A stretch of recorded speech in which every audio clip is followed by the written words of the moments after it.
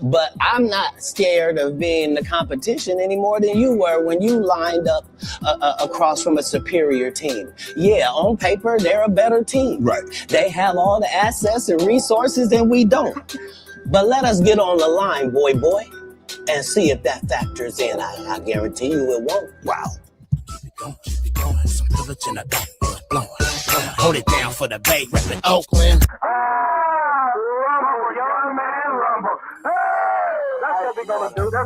It's all a fugazi.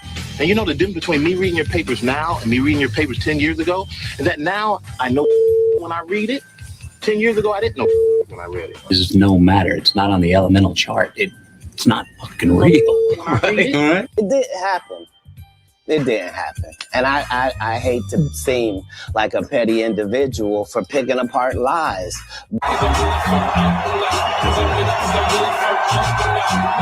Carrying a school bag on stage. What are you doing with a school bag on stage? You can't even read. No, you ain't the champ. Hey, listen, don't make me embarrassing. How you gonna do that? Embarrassing. How you gonna do that? You the champ. You go fight more than 4,000 people live. One more people in training. 40 years old carrying a school bag. The man doesn't even fucking read. And Dad tried to teach me of my brothers. Never try to be better than someone else. Always learn from others. And never cease trying to be the best you could be. That's under your control. I coined my own definition of success, which is peace of mind, attained only through self-satisfaction in knowing you made the effort to do the best of which you're capable. What do you both think about fear? I'm not in this world to live up to your expectations. I'm here to live up to mine. He who is not courageous enough to take risks will accomplish nothing in life. Fear is a teacher. And I don't skip class. What are you doing? Hanging around. What are you doing? Nothing. Me? Just hanging around. Hey now, say now. Hey now, say now. Hey now, say now. Buster, good morning. Hey now. Hey now. Hey now. Hey now. Hey now. Hey now. Did I just nail the grail? You just hit the grail. Did I just nail the grail? Hey now, say now. Hey now, say now. So I'll stand up. Hey, Bobby Boucher starting every show at $9.99. Can you ask SCB to discuss his online grading? I did a Caitlin Clark thing. Damn it, you had a good. I want to get to that Stone Cold as well, just because I'm a short dude, and so is Conor McGregor. What the fuck was I doing? Can you ask SCB to discuss his online grading techniques for next video with him? I can't seem to find. I think he went away from wanting to do all that just for, I think there's several factors that went into it. Maybe I could ask him why he went away, and maybe he's more comfortable with sharing. I don't know how much he wants to share anymore, because I feel like, well, I think he explained to me prior something similar to this. And there were several factors that went into all of it. What the hell am I doing? Oh, the thing is, where is he? If McGregor came at me aggressive, first of all, hopefully he doesn't, but he does a lot of drugs, so maybe he would. I would laugh. He's a little dude. Maybe you're trained, maybe not, but size, trained versus not trained, often size does. Now, when Oscar De La Hoya fights Shaq, and Shaq is a 7'2" behemoth, but I mean, I'm 5'6", 5'7" on a good day. I've done just well against 6-footers. So yes, size definitely does matter. Of course, that's why there's weights. And so maybe Stone Cold is, 6 foot 220. And yeah, I mean, that it makes a bit, but especially boxing is one thing standing up, but most fights go to the ground. I never liked being grabbed. I never liked being, so I was never into that. But those MMA guys have some ridiculous skills. And then, judo knows how to use weight and jujitsu, the weight, and doesn't really, leverage. So anyways, no, but some of those MMA guys, I don't know how much size matters. So, okay. Bobby Boucher, thank you for the $10. Stone Cold always here. That was a fun conversation. I love it. Carl from Oz. I don't remember seeing the name too much. Good morning from Oz. Hey, maybe you can pull the curtain back for us all. Follow the yellow brick road. Follow. Sir Sponsalot's here. KK. Yesterday's show, I knew it was, I was hoping it seemed to strike a nerve. It seemed to, it's a big story. It's a lot of money. And, so anyways, yesterday's show was very interesting. And I woke up to a message from Steve or Diamond Card Collector. He was unaware of the channel, and I think he was just a little frustrated with what happened. But overall, we ended up talking on the phone for, I don't know, 45 minutes to an hour. It was a good conversation. I'll get into that in a little bit. One of you who have Bobby Boucher, thank you so much. And you asked yesterday about Caitlin Clark's. I'm going to give that a segment of its own, so we'll get into that. Is that $20? Am I looking at that right? $20 as promised. Not sticking around, but I owe you for making me card show famous. Suck it, chat. All right, did I mention that story yesterday? I think I did. I'll tell you. Hey, Gio, thank you so much for the $20. $30 early. Awesome. Gio, I think I told the story yesterday. He's at Nashville. That's his hometown show. Blah blah blah. Everything's going good and da da da. It's, there's the city, and so the most notice he's going to be, the most he's going to get love and all this, and he's a lot of giving away stuff. Da da da. Okay, final day. He doesn't really want to talk to him. He's grumpy. Not grumpy, but you know how it is. He just want to lay low. And I put that words in his mouth. He didn't say grumpy. I just know how I'd feel. Okay, the last table arena Acros. I know I already told this story, and the dealer knows who he is. So shout out. I know your first name. I don't want whatever. Whatever. Yeah. Hey, Professor. Yeah, he didn't let Gio leave that show without being reminded before the end about this fucking channel. So you're out there, we're out there, the community's out there. Keep reminding Gio when you see him around that you know him from Professor. Thank you for the $20, Gio. Is Antonio Brown all right? We're gonna do a little time on NBA draft. Also, free agency starts, which is exciting. It got me down a rabbit hole of contracts. I don't want to do a ton, give me 5-10 minutes on the NBA, more national meetings, or more. Will there be? I mean, it got leaked last year that at the national, and the vibe I got, there's really 3 different worlds. The first half of the national, all kind of catered to me, all eclectic, vintage, not much newer stuff, some, not a lot. And then the other half is, and there's a third portion too, but the other half is just all kind of new industry, bigger companies set up. There's a couple other portions, but the third part I want to talk about is you could tell there's other things going on. Last year it was clear. I didn't know there was these kind of fanatics meetings, but it was clear there was us at the show, and then there's, I ran into Michael Rubin checking things out for 15 minutes. He's there for other things. There's conversations. Everyone's at the same place in the same room at the same time. So will there be more fanatics meetings at the national? There's a Poly Market scandal that CoffeeZilla made an excellent video on. I relate a lot of it to what we're seeing in cards. By the way, tonight is on Off Centered. I think it's in an hour. Is Flippin' Steve and the channel over there with Ham. They're giving away their national tonight. So I don't want to jump into their stream too much, but we might check in just a little bit. I want to watch that. Poly Market scandal is exactly to a T what I feel goes on in sports cards. And I mean, one for one. And he mentioned it happens in a lot of big business. ESPN calls out breaking. Definitely want to get into that. Before, what do we have today? Chris Hoge had to cancel. That's a bummer. Hopefully RGL next week. Chris Sewell never cancels. Always will be here. Thank you, Chris Sewell. Not calling out Hoge, but Chris Sewell. Yeah, appreciate both Chris's very much. Rob Veris, Ryan Gemrate. We have Mark Truepoker at the end of the month in July. We have the National in July. Fanatics Fest coming up. Be interesting. Your first clue tonight, he won 3 batting titles. I think this is the third week we're trying it out. Won 3 batting titles. Then we get to that. And clue 2 is played an entire career with one team. So I'll give you clue 3 and 4 later on in the live. Clue 1 won 3 batting titles. And then at the end of the live, we'll see how many clues it took RGL to get the players. So I came up with this about a half hour before the show. I thought it would be fun.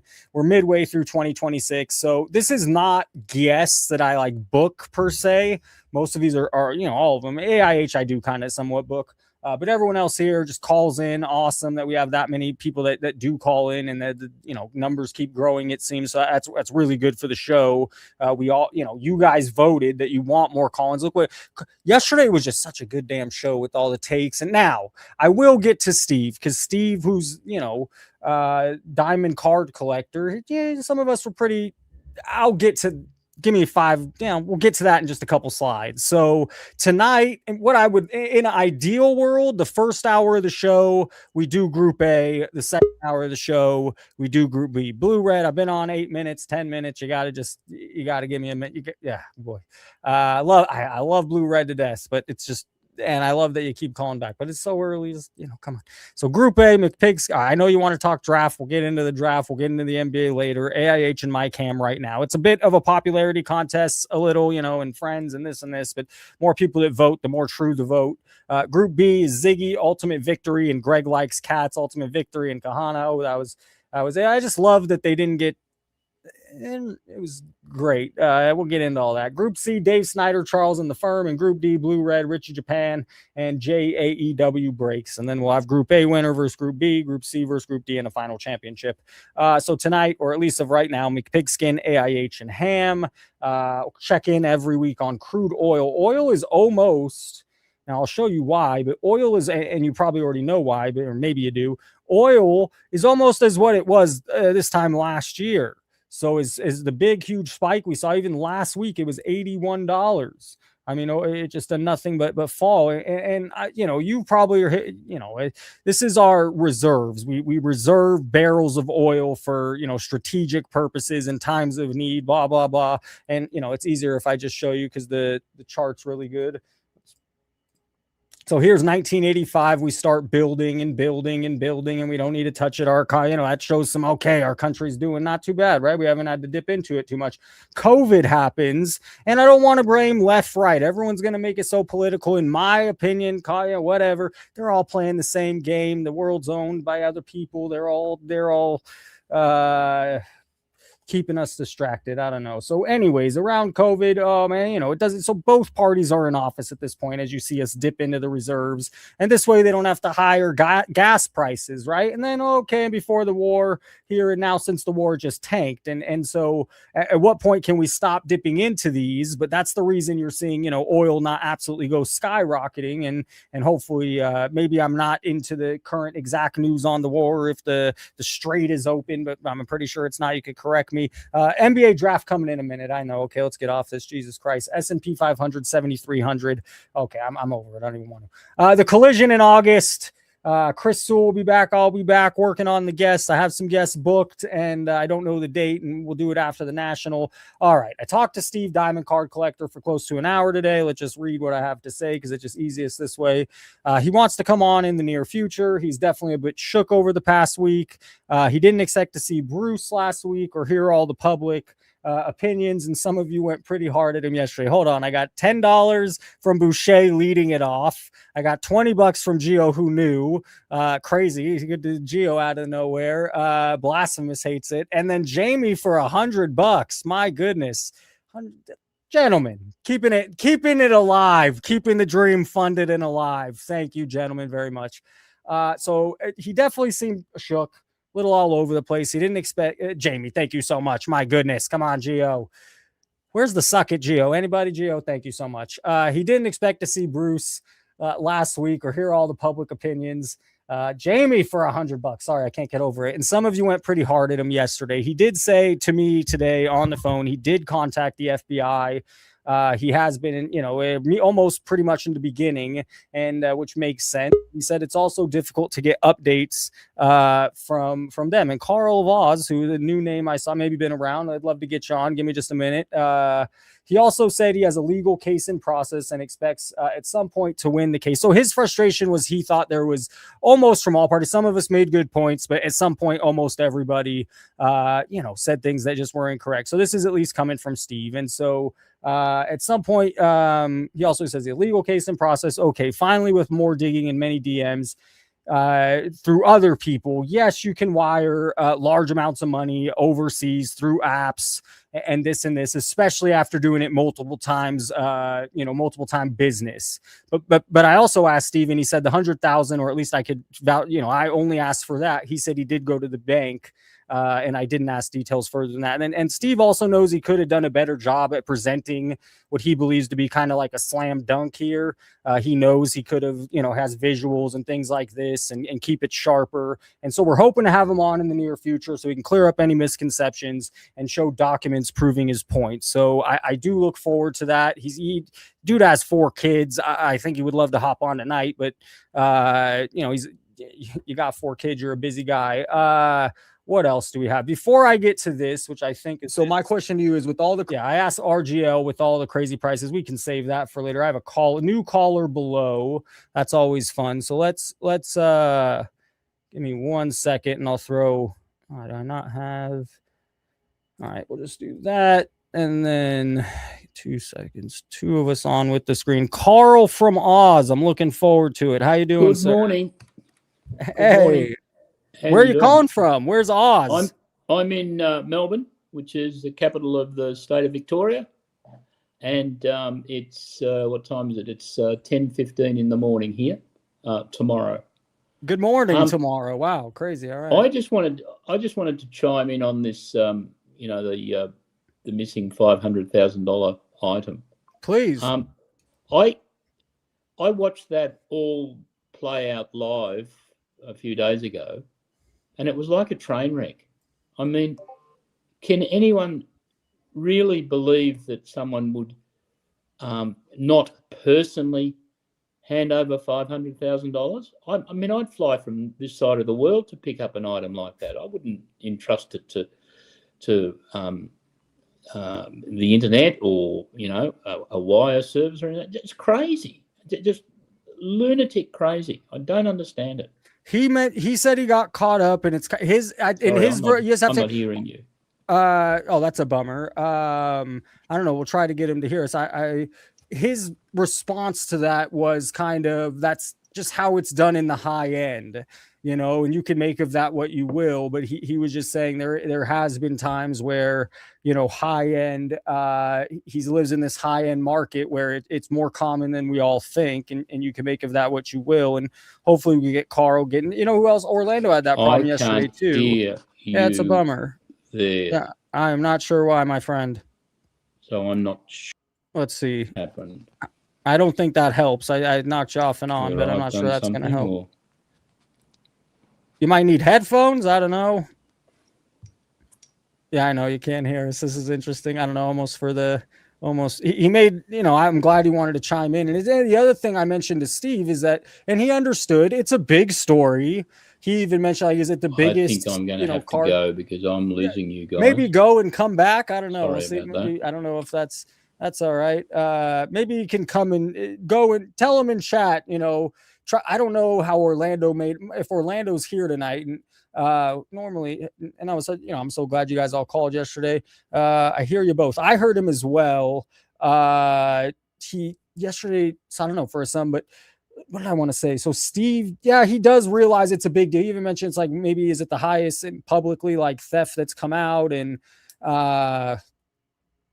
so hopefully we have him on soon. Hopefully, he said he has kind of some documents he wants to share and clear things up. Carl from Oz was a good call. I love new callers all the way from across. We have viewers from across the sea. All right, give me 2 seconds here. A lot going on. Early new caller, and that didn't work out. And blah, blah, blah. Okay. All right. So that is the Steve and Bruce update. That's what I have for that. So we have the best call intakes so far. Midway 2026, we'll have 4 group stages, and then that'll lead to a semifinals and championship. What else we got here? So my question to you, I think I want to save that's too early. Instagram, what meetings will Fanatics be having at the National? I'll tease you for that. And I wanted to do this yesterday. It all ties in together. And that, here's the thing. What we see about what Paul, I know, but I'm crazy, but yeah, I'm not at all. I'm the most reasonable. what we see the scandal at Polymarket that it was just released, that I think the New York Times journalists, were on, and CoffeeZilla had them. It's really good. The same exact thing you can make a case is for what, my biggest frustration. It's not even the cards. It's not the price. My biggest frustration is how it's marketed. And so here we go. They're always hating on me, saying I'm not a true collector. So let's go through my PC. Here is my personal collection. So to prove you guys wrong, 85 MJ Nike promo and a PSA 8. Where did she come up with them? We all in the, couple years when she's living in New York in the tiniest, because it's expensive as fuck to live in New York, and she's living in this tiny little thing. And, so obviously she's not, maybe she's doing that just for the experience. Where did she come up with this money? Toy Story was one of my favorites growing up, so I picked up this Wheezy out of 100 kind of gold Wheezy. All right, card to go on top of my showcase to watch over my PC. 1955 Bowman mantle and a PS. Carl, really appreciated your call. You can call in anytime. Love to hear more from you. Sorry you couldn't hear me. I would have loved to have had a back and forth. So here's Ted Lasso, Jason Zareko, I don't know what his name is. Anyways, there he is. Is this organic? Is this during the World Cup? He happens to stop in. Get the fuck out of here. I don't buy it. And then here's another one I don't buy. Well, they're all just, I don't know. Burbank is his own thing. He's not as, I've just been talking with him. He doesn't have as much is going on with Fanatics as he'd like there. But how much does he have? It's good for business if Ted Lasso's coming in anyways, right? My goodness, that's a whole lot of Disney Chrome. There are a ton of wonderful, dazzling... I think Baseball Card Alex, I'm curious if he gets, I know he gets frustrated when I highlight other content, and I'm curious if this is one of them, because it's just propaganda. Treasures waiting to be found, so download the Collect app right now and join our break. See you there. My goodness. I didn't even know that's what it was. Holy shit. Neo's coming on. Let me finish this thought. There's not a single part of the system that isn't faked. Can't trust a review because blogs, man, this is not just sports cards, it's the whole fucking world, or it's America right now. Can't trust review because blog magazines stop making money, so journalists now get paid off by labels. Can't trust the comment section because it's full of fake fan accounts saying, oh my god, their voice, to create bandwagon effect. Can't trust YouTube numbers because labels buy them. Can't trust streaming numbers because labels pay for bot farms to drive discovery. Can't even trust that a song was made by a human fucking being. If you're an artist, remember that in 2026 there's not a single part of the system that isn't faked, and you're probably doing better than you think. Thank you, sir. So anyways, please remember that this is not just sports cards. It's definitely this Polymarket video we're going to watch is so damn good, and it just makes my point to the umpteenth, and it's never going to get covered. And spoiler alert, at the end of the video, CoffeeZilla says, is there ever going to be regulation in this? And his answer is no. And that's to the Polymarket and Calcium. If that's going on, sports cards seems like a minor little thing. All right, let's throw our next caller, which is awesome. Give me 1 sec. I'm juggling this too much. And all right, Neo, how we doing? Professor. Bro, I liked Cincinnati. I loved Cincinnati. Neo gave me some rundown of the city. Columbus was a lot to handle for me. It was a lot. It was a lot of city was not exactly easy to drive. I know so not what everyone wants to hear, but not exactly easy for me to drive. So many rules, no turn on this and no turn on that. And oh my God, but Cincinnati was so easy to drive and charming and calm. And I don't know, those are my two thoughts. You got to come up north to Cleveland. I did not get to spend time there. Yeah. What did you? I don't know if you saw this yet or not, because I feel like it would be on your rundown if you didn't, or if you did. Did you see we're all being replaced? Oh, I was gonna save it for next week. I saved it. I'll put it up. Yeah. We're not being replaced. Just get the fuck out. I have my own thoughts I'm gonna keep to myself on this one because I'm not sharing it. But let me put it up. Yeah. I did see. So do you want to explain a little more? Rundown that as soon as I saw it. I was gonna wait till next. It came. Yeah, I was gonna wait. No, it's good. Give them all the. Why promote their shit? But it's so stupid. Anyways, I have my own thoughts. I did already DM Trike over the weekend. I like Trike, but yeah, some frequent callers are on that list. Trike's on there. Scotty. Oh, Oh, I didn't see the list, a matter of fact. So this is what I saw in case you missed it. Click the I don't know if you want to show our DMs. You probably want to click off that. But if you okay. if you you have I the DM'd list you the there? direct link to it. Ooh, shit. All right, let's see how much this annoys me. It's about to go live. The first you could react to the first. It's just thing. so dumb. Okay, It's let's in 5 minutes with Chris Costa and Bobby Witt Jr. Oh boy. Okay. Bobby Witt Jr.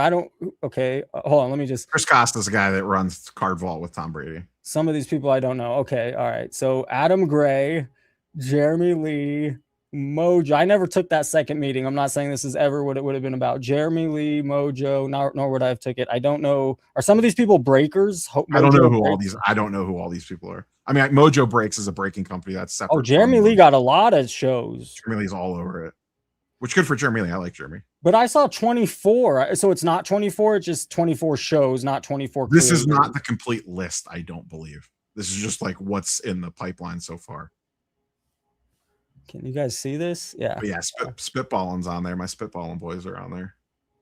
You're giving something away tonight, right? Yeah, it's Flipping Steve's national giveaway trivia. Is this the last one officially or uncertain? 35 minutes. We don't know for sure yet.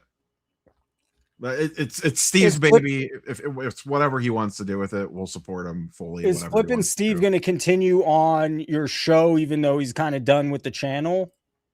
I would assume. I don't want to speak for Steve, but I would assume so. Like he hasn't given you. Okay. All right. Yeah. The way that we view Off Center is it's just us bullshitting for 2 hours every other week. Like it's not like, like we don't have a rundown. We don't put like you guys mentioned it's a way for you guys to keep in touch, hang out. It's our way to hang out every 2 weeks for 2 hours, hour and a half, whatever.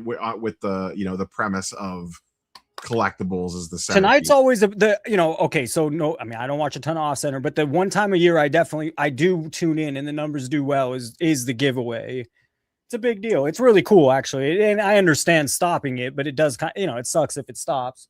Yeah, it's just the problem is that Steve predicates the giveaway on his videos. Like that's the whole premise. Is like yeah on Steve's content to be able to answer the questions for the giveaway. So if you're all of a sudden Chris is being an asshole. If you're not doing content every week, then you're not. It makes it, or even every like once a month, like it makes it more difficult to run a giveaway. So by the way, what's your take on? Everyone's got a take, and so I don't know how much you saw the thing on Jeremy Lee or yesterday with Steve and Bruce and this missing card, but it feels like I have you here. I got to ask. So I'm out of the loop. I'll be honestly, I'm completely out of the loop on this. I didn't catch the first part of your live last night because I was watching the NBA draft. Oh, don't blame me there. I tuned in for actually live streamed over the NBA draft for the first 10 picks.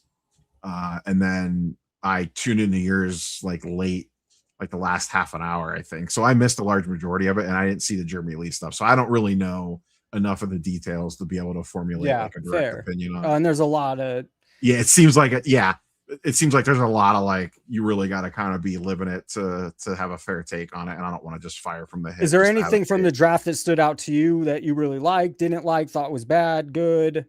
No, it seemed like it was pretty wet. Like I was listening to a lot of podcasts today because I'm not like the biggest college basketball guy, but everyone's take seemed to be what my general thought is that it was pretty anticlimactic. It just kind of went the way everyone thought that it was going to go. There wasn't any wild picks. There wasn't anyone that fell super far that should have. First thing that stood out to me, just looking at the names, the first out of the country, everyone played college hoops here, is Kareem Lopez from Mexico. And then my Lakers took a Spaniard. He was the first Euro taken, or at least that didn't play college ball. And then it got me down this rabbit hole of salaries and current salaries and who's a bargain still and who's too much money. And then as I was scrolling, I know I'm going on a little thing, I saw Austin Reeves had 4 years. He signed today. So yeah, earlier today, 185 million, 4 years. So all right, I'm not sure how I feel, but I didn't make him super hype. I mean, it's just I don't know. This list is pretty interesting. You're a strategy card game. It's funny. That's the analogy. It came to me. It's like if you don't pay a high player, you don't get them. But the Knicks kind of played a different deck, like being able to give Brunson's way down this list. I don't think he's in even the top 30. Brunson purposely took a slightly under market deal so they could do what they did. No, yeah, that's right. But so I just found it interesting because a lot of times you do have to have that stack deck, that expensive piece. The Knicks kind of, Karl Anthony Towns is still a top 10. What was he tied for 7th highest? Yeah, and Bridges and OG are both pretty pricey too. Yeah, OG was 29th. Yep. Yeah. But I mean, they're the untraditional model. The traditional model is more like Oklahoma City, where you get a couple of young guys that are really, really good on the upswing and pair them with like the MVP candidate type thing. So you have like the handful of cheap guys and you have like the 1 or 2 high price guys to go along with. Yeah. Lately, especially with the second apron stuff now is really swung at. Like you can't do what you used to do with like the 2016 Cavs and 17, 18, 19 Warriors. But like, that's what was going on. Giannis was already paid. Joker was already paid. Who else is recently won? You're right. Oklahoma's the new breed here.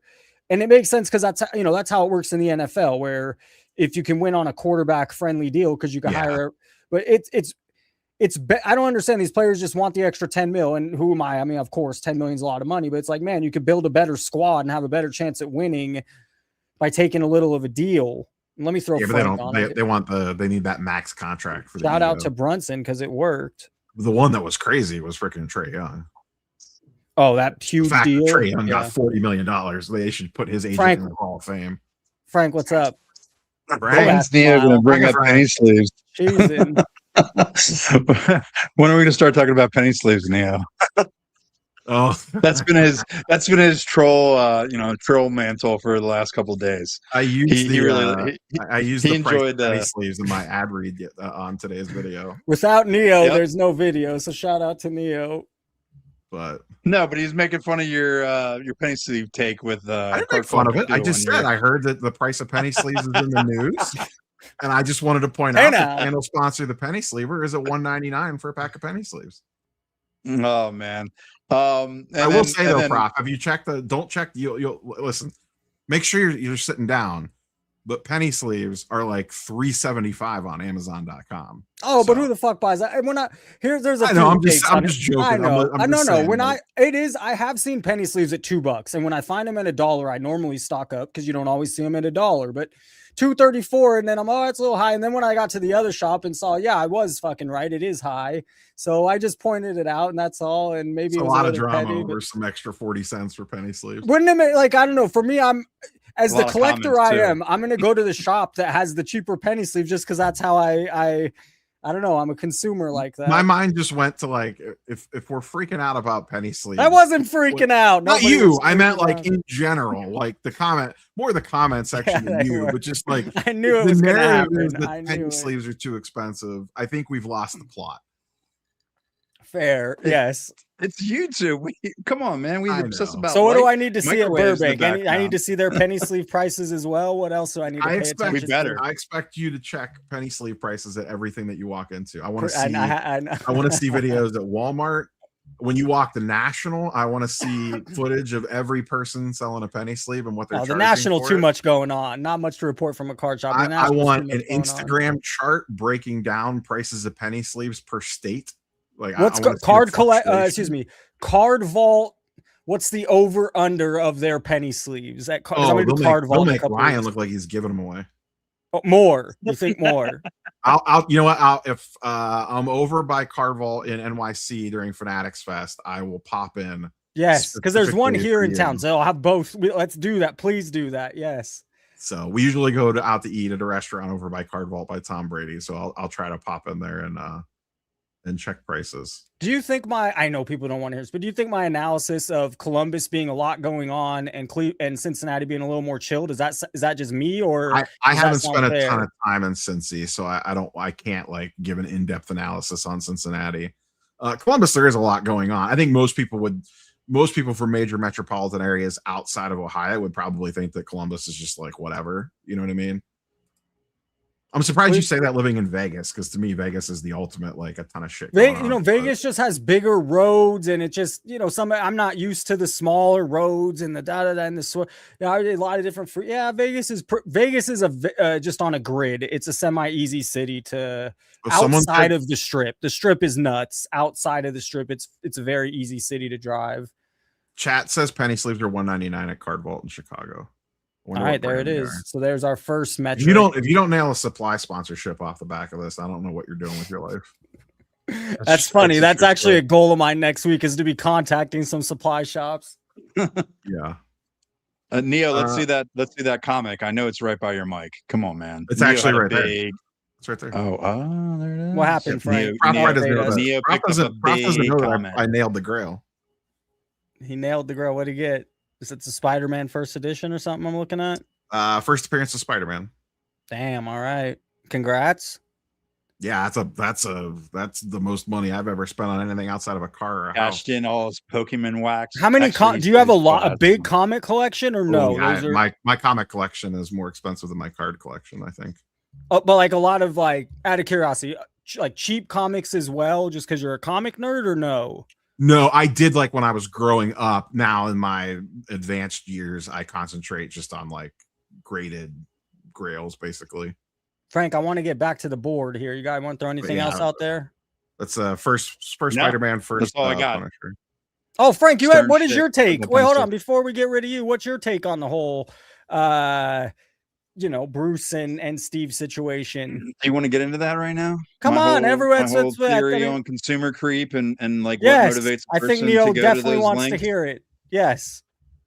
I just, I am struck. If you go down certain YouTube, rabbit holes, and the algorithm comes, there's a concept, in addition to shitification, is this consumer creep involved with every hobby.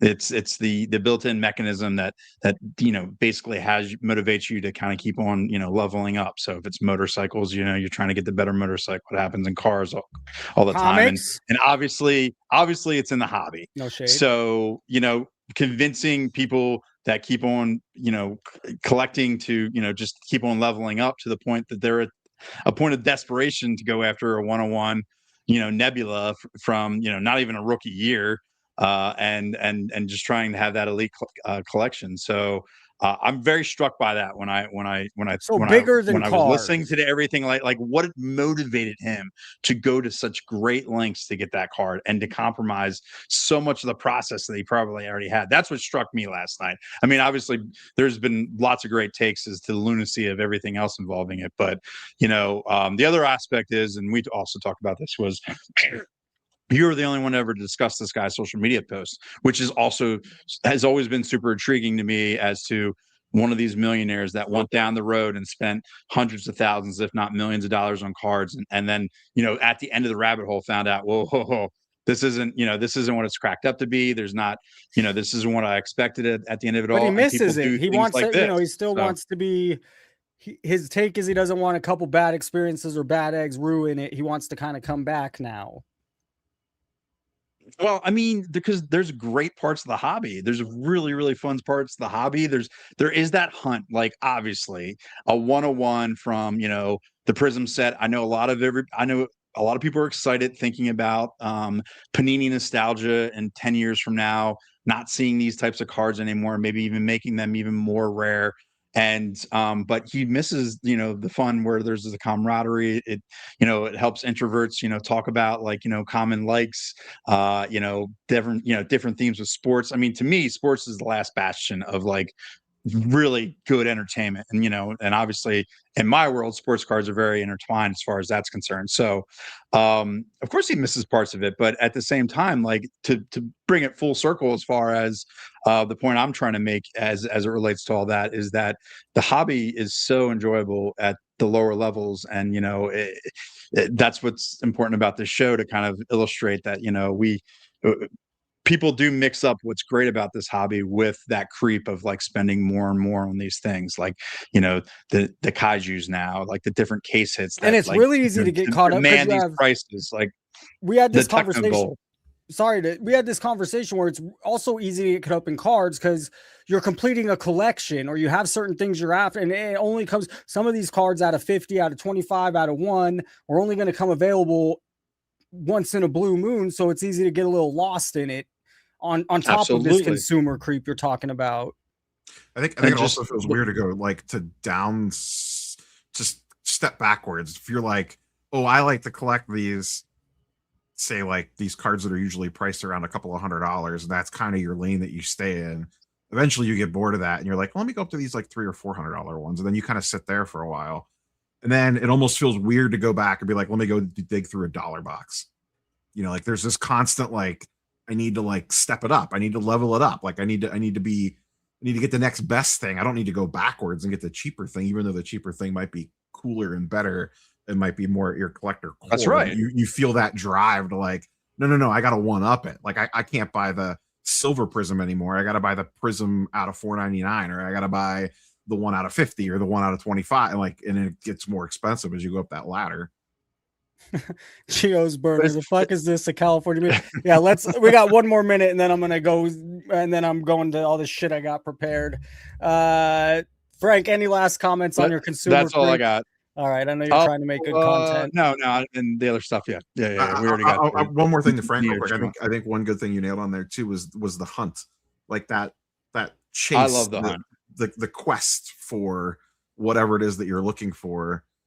I think a lot of times in this stuff is more enjoyable than the tangible good itself, like that. Absolutely. Like walking around Comic-Con, looking for that thing on Friday morning when I got into this show for 3 hours, trying to track one of those down. Like, is there one in the room? Is there one at the price point that I want? Is there one that I like? Like, that was a fantastic 2 to 3 hours of running around that show floor.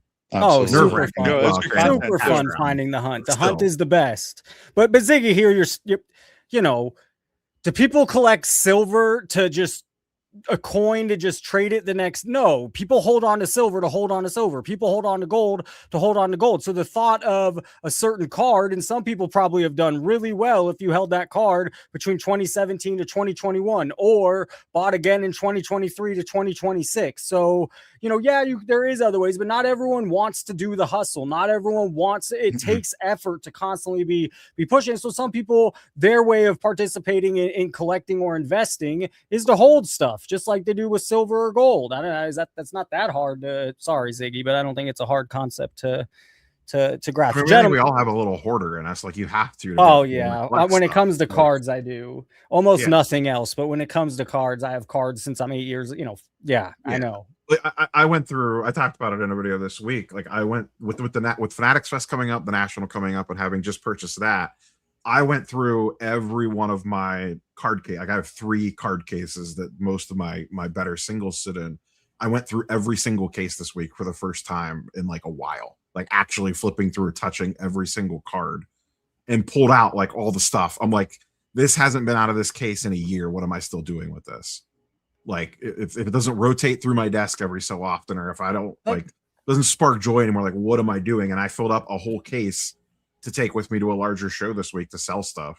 I have boxes of 4, big NBA rookie cards that aren't going anywhere. Yes, I'm a little hoarder, but I just love that you can still pick them up cheap. I can still have the I got the whole history of the NBA going all the way back, and it's not necessarily a monetary thing. You know, I didn't pay a lot for each of these rookie cards. They're normally going to stay $1 or $5 or $3. So I don't know, maybe I have a problem. I've always thought I had a problem, but I have too many cards. I mean, I think One more thing. I got to attribute Ziggy to this because I've always believed this. That situation last night, the lunacy of that entire situation is one of the reasons that sports card content is so awesome, because there's still stupid stuff going on like that for us to kind of like, because you just don't see that anywhere else for such a ridiculous reason. So I'll leave on that note. Nice point there, Ziggy. Hey, Frank, good call. Neo, any last words here before you go? I know you're getting ready here in 15 minutes to go give away a national trip. Well, I mean, Steve's giving it away. I'm just there for support, but no, I don't think I got You're fair. I mean, man. I chipped in a little bit because I'm in the fantasy football league, so a small portion of my money has gone to the. I guess we'll leave you on this. Who did the Cavs? What happened with the Cavs draft here? They traded out of the first round. They had a pick earlier in the second round. I don't know if they picked or if they moved out of it. I hate that Cam Boozer went to the Grizzlies. It feels like a place to not a good situation there. Yeah, great him run being paired with John franchise. Morant is like not ideal. And Utah's kind of built. Utah's either going to be a huge bust of players or they're building something really nice. Utah's probably the biggest. I think Utah's one of the most intriguing teams heading in the next season from a what could they do standpoint. Yeah, I no, actually think. What was your take on the Giannis trade? I actually think the Heat are like barely a playoff team as is. Yeah, I mean, I don't they have know. to fill the roster out. Like they have an Desperate. I incomplete. mean, they right better now. get shooters all around. I don't understand. It's great having those two players, but you got to have more. The East is a crapshoot, so you never know. But they are thin. They don't have a lot of assets. They better do really well in it, like with 2 or 3 players that they sign. But yeah, and then it seemed pretty decent of a deal for Milwaukee. It seemed fine. I think I would have rather had Jaylen Brown and reflip Jaylen Brown than the package that they got from the Heat, but I just don't know that are the Heat really like better than a play-in team? Like if you run down the East standings from this year and look at all the teams, like I don't know that they moved up that much. And especially when you factor in that the Pacers are going to be a contender next year, like they're going to be back and ready for blood. Like they made it. You think so? I think they have a couple. I mean, Halliburton being back from a torn Achilles is instantly going to make them 100 times better. God, I love how the Knicks structured their deals. Like nobody's on a 70 million, 37, 40, and 43 for Brunson. Bridges 33, 36, 38. It just when they get to 60, 70 million, you fuck your team. You just can't get the quality players around for a solid team.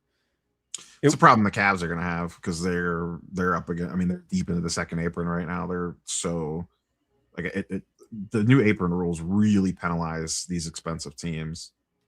Like, look at this Fox contract. That's a nightmare contract. I know. And they're standing behind him. They said he was the closer all year. His ankle, he missed 2 games with the Thunder. He missed earlier in the first round, I believe, of the playoffs. So, I mean, I get it. Some of it's someone was saying it's a little on the coach for not getting him out of there when he was struggling. But that is a rough contract because they also have to sign Castle and Harper at some point. So that's a rough but they're contract. still years away from that. Like Harper was a rookie this year. So by the time Harper's coming up for an extension, you can move off the Fox contract. There's another terrible one. Castle, not so much. That one's I mean, look at all right, so what do you have? The top 10 there? Just scroll back up. So Curry, we would agree that's fine. And it's his last year, so okay. Embiid, that's a disaster. That's a rough. Joker, that's fine. Davis is a disaster. Tatum, that's fine. Giannis is fine. Towns that's honestly probably too much to pay Towns, but he just won a championship, so who the fuck? And at least it's 2 years only. His player will take that for sure. Yeah, Jaylen Brown, that's perfectly fine. Devin Booker, the Suns are mid, but he's probably worth that. When it gets up to 75, I don't know how that ages. That's going to be a rough one those final 2 years. Jimmy Butler, that was a disaster. Paul George was a disaster. That's a lot of money to pay a Bam to just be a defensive center. Fox, that's a disaster. Luka, that looks like a steal compared to those other guys. Leonard, we'll see what the new number is. Mitchell, he's about to get Mitchell. The scary part is what does the next 2 boxes look like when he gets his extension? How old is Donovan Mitchell? So he's gonna he's a max. He's gonna get a max. I think he's 28. He was a 2017 rookie. So he's in that Cade Cunningham contract, I think, will age well. Yeah, that's fine. The Mobley contract's probably a little high, especially that $60 million. I always said Murray was the most underrated. I love Jamal Murray, but that's a big ass at that price. He's not underrated. I'd rather have the Murray contract than that shit ass Trae Young contract. Yeah, fair. But look, we just ran through the top 20 most expensive guys, and half of them are probably worth the number. Yes, and it's funny because Luka looks like a deal, which I love. Luka looks like a steal on that list. And Booker, I don't know, man. That's rough. That is I don't know. It's the first 2 years of Booker look great. It's those second 2 years, but I guess at that point in time, like all these guys are going to be expensive. That's what scares me about Mitchell's extension. It's like part of me, as much as I enjoy the Cavs being semi-relevant and not a rebuilding team, I worry what that contract is going to look like. If I love in the NBA nerd in me, and the Timberwolves just did this. I love this deal. This type of contract where you get Caruso at a 20 million. This is 94th most, right? Josh Hart has a similar deal. Who else out there right now? Oh, Lillard's getting paid by the Bucks and the Wolves on here, so he's getting paid. And then the Timberwolves, Desomu, I think is how you say his name, just signed a similar deal. So I love those kind of contracts. If you get the right player at that deal, it's because you're building a Magic deck, you're building a strategy deck, you're building. I mean, all of us grew up playing franchise mode, and when you could get those deals on the team, it goes so far. I know I just nerd out on those kind of deals. And unfortunately, Rui's a free agent. The tricky ones, though, when you nail them, they're great. But when you get like Christian Braun on that deal, it sucks. You know what I mean? Yeah, that's fair. You get stuck paying him $25 million for 5 years. Or like that Patrick Williams contract is a great example. Yes, that is. You really don't want to be stuck with that. But that Tamari Kamara. But it also doesn't ruin. I mean, it just doesn't ruin when you go out pay 30, 40 million for a guy. And sometimes you're stuck. They were stuck with Trae Young because it's pay him or have nothing, and so you kind of get stuck. I would love to know who they were competing against to have to give him that number. I think they just didn't want to play hardball with him because no one else was giving him that money. There's the Portland money right there. So I don't know. Dame Lillard's making, and then I guess what? So Randall got traded to the Nets. Just basically, I have this up. It's a very interesting deal. They couldn't even get a better pick out of the deal. They got the worst end of the pick. What was it? They paid to get off that contract. Timberwolves traded Julius Randle and the number 28 pick to the Nets for the 33rd pick. There was a third team involved, but it was to get rid of the deal and open up, I guess, more time for Naz Reid and a couple other younger players. So I don't hate it. I don't think Julius Randle's the difference. He's a good player, but I don't think he's the difference. And then here, lastly, I have, it's fun to do with you. Trae Young signed, 4 years, $212 million. Reeves, 4 years, $184. And then 5 years, 112. I just love those. I love those deals. Is that Reeves' contract? Are we looking at that in 2 years ago when they paid him what? Or are we? I hope not. Right? I know. You're a Lakers guy, right? And I think they feel stuck. It's sign him or nothing. I hope he's really had two bad playoff years. I hope. I don't want LeBron back, but why is LeBron not first here anymore? What happened? Signed. LeBron hasn't been signed. Probably because he doesn't have a contract. Where do you think LeBron? I thought he was first on here last time. It was going by previous. Okay, McCollum, Porzingis. Oh, probably because he didn't opt out yet, maybe, or something. Maybe he has some weird option. I could have swore I saw him on here. That's weird. Yeah, it's just. I think he's most likely to stay with the Lakers. I think there's a slim chance he comes to Cleveland, and then like a slim chance he goes to Golden State. I think those are the only three real options. This is not the list I was looking at. It's kind of annoying me. There's a better list. There's some stuff floating around today. I don't know how real it was about like a LeBron for Jared Allen sign-in trade, which I wouldn't be opposed to. Which that actually would probably be pretty good for you guys. Jared Allen rim running for Luka wouldn't be the worst thing in the world. Cooper Flag. So that's what a first round pick makes. 15 mil, 15 mil. Yeah, first round picks get paid now. Like high first round picks. Ricochet. Oh, this is, how do you say his name? Ricochet. Thank you. Okay, 13 million, 7. I mean, that's rough. Is he a player? I felt like even in the playoffs, they weren't even playing him. He kind of faded out. That was a number 1 overall pick too. They could have had Stephen. Oh, this is a bargain. This dude balled out. Oh, yeah. I don't know why the Wizards gave him away for nothing too. Yeah, so Dylan Harper, 12, 13, 17, and then 24. Vanderbilt. Yeah, I'm sad to see contract Rui. Is now his 4th year is $25 million is kind of wild. There's Frank's boy Edgecombe. Yeah, so the Pacers, I guess, still have their team. I thought there was a few more free agents, but from what I'm seeing, no, their whole team is basically back. They just basically took a gap year with the Tyrese Halliburton injury, and then they had a bunch of other like random injuries last year. I'm annoyed that I must have been on a different site, teams, agents, because when I clicked free agents, it was just so much better. And it was like, man, the Lakers have a lot of free agents, not to talk too much Lakers, but I think this dude's going to get paid at some point for the Clippers. Mathurin. Kind of a one-trick pony. Castle's a deal, 10 million, 12 million, 17 million. Like, I'm just a 6 man and score. There's a Blue Reds boy, 10 million, 11. Oh, by the way, how's that poll looking? So we got 51% Ham, 55 votes, 38. And McPigskin's feelings are going to get crushed. 12% McPigskin. Don't take it personal. My feelings are good. I didn't make the list. I'm going to do a different one for, more like guess like yourself. It wasn't fair to put Mashara and Varys and Neo. No, you guys will get your own list after this round we have here.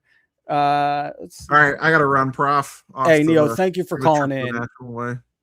Hey, Don't have get a great replaced by Fanatics hosts. enjoy. Yeah, we are.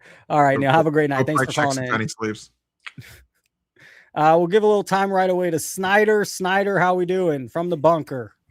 Hey, I'm in the bunker and I'm playing around with some Kevin Garnett cards. And doing Don't do pretty it much to nothing. tell me. Sorry, you're bringing it out and be like that. Rage against it. I don't know why you're giving me So- rage. I want to so I'm rage looking with at- that.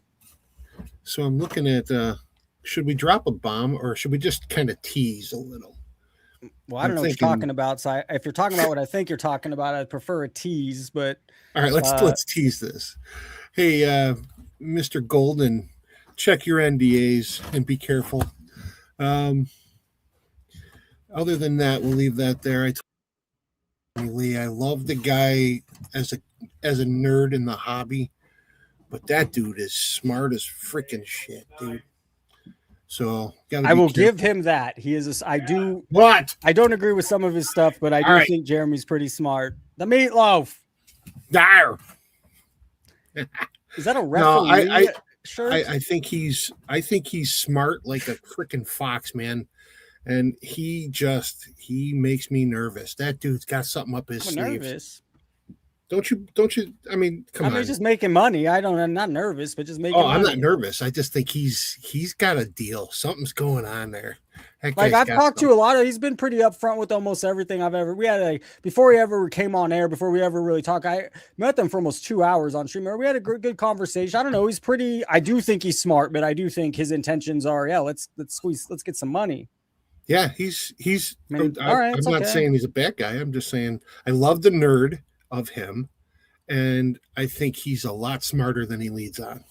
And I'm gonna go and kick me out of here, would you please? Hey now. All right, few good calls. Thank you, Frank. Thank you, Neo early. And just remember, there's not a single part of the system, and especially social media, Instagram, TikTok. Jackson Dart now has the most expensive Giants card all time, more than Eli Manning.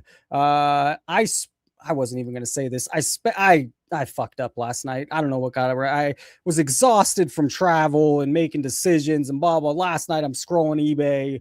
I wanted a fucking, there's not enough Dan Marino and John Elway rookie autos out there. They just they're not a lot of them.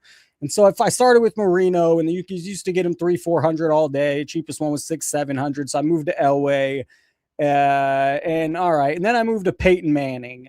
And I can't find one I want. And then I find a listing that was probably cheaper because of the way it was listed.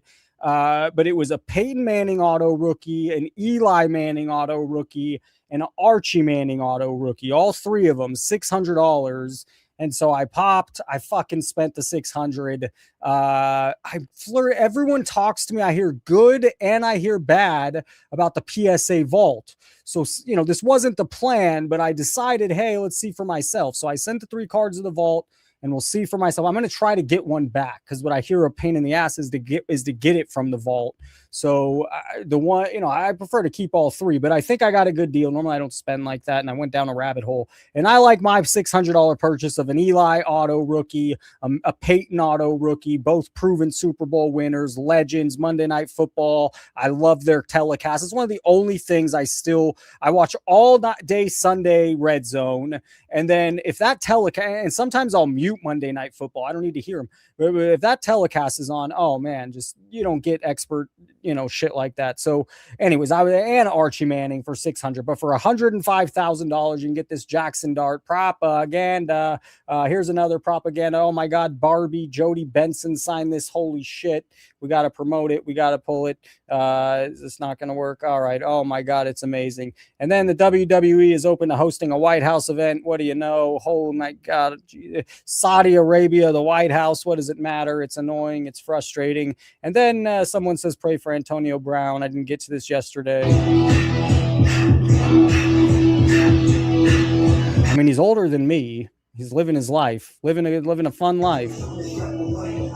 That Floyd Mayweather life. Oh, what's this? True, authentic self for once. And you guys just accept it. Don't hate it.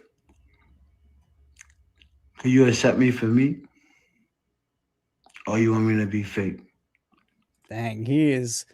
I shouldn't laugh. That's mean, but he is gone. I don't know how well you can see the eyes. He is. Like if you always say like, yo, it's a game between the game, but what's the game? What's the game? Is it about the game or is it a game between the game? Practice? Because I never figured it out. Some guys like, yo, bro, you gotta play the game. What game I gotta play? Sometimes I know this is. If you were a high school football player, I took boxing very serious. I really wanted to. I'm flirted with way. I mean, I was having, and I, I went through some heartbreak when I make a decision of, okay, it's probably, I have nothing going for me. It's probably smart to go back, get a master's, become a teacher and get my education, then continue down this path at 30 years old. So it's something you love. And so I always thought like a high school, even a college player that's supposed to go pro and is the talk of the town his whole life, then he injures himself and never goes pro. Or what you're seeing here with this dude, big ego, but needs the attention. Floyd as well. It's hard to say goodbye to this life that you were on top of the world for X amount of years. And now Floyd has all these lawsuits. I think the Tyson promotion with Packard, they're suing Floyd, and Floyd's broke as fuck, and it looks like the same situation here. Whatever, I don't want to play no games. Could I be my...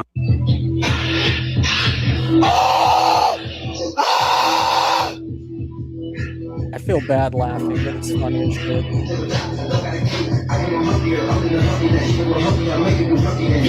Eric Michael's been taking lessons from this guy. He just got demonetized for that song, Daniel Antonio Brown. FIFA World Cup. I was going to get into standings. We already did a lot of NBA. I think it's time. Could box breaking be considered gambling or a lottery? What else do I have? Orlando's. This is such a good. It's everything that comes out of this mouth. Just change it from Polymarket or Kalshi to what I feel Sports Cards has done. I mean, to a T. Let's do the breaking and then let's do that. Could box breaking be considered gambling? Okay. So, oh shit. That's big. All right. They do it a lot of justice. This was written June 20th. A few people sent it to me. A long-standing practice in the collectibles industry is facing scrutiny amid legal challenges levied. So whether or not you're like the Lesko thing, whether or not you think, it's Fugazi, it's for this reason, it's for that reason, things like that, change narratives. They get out into national media here. They make things worth looking eyeballs at.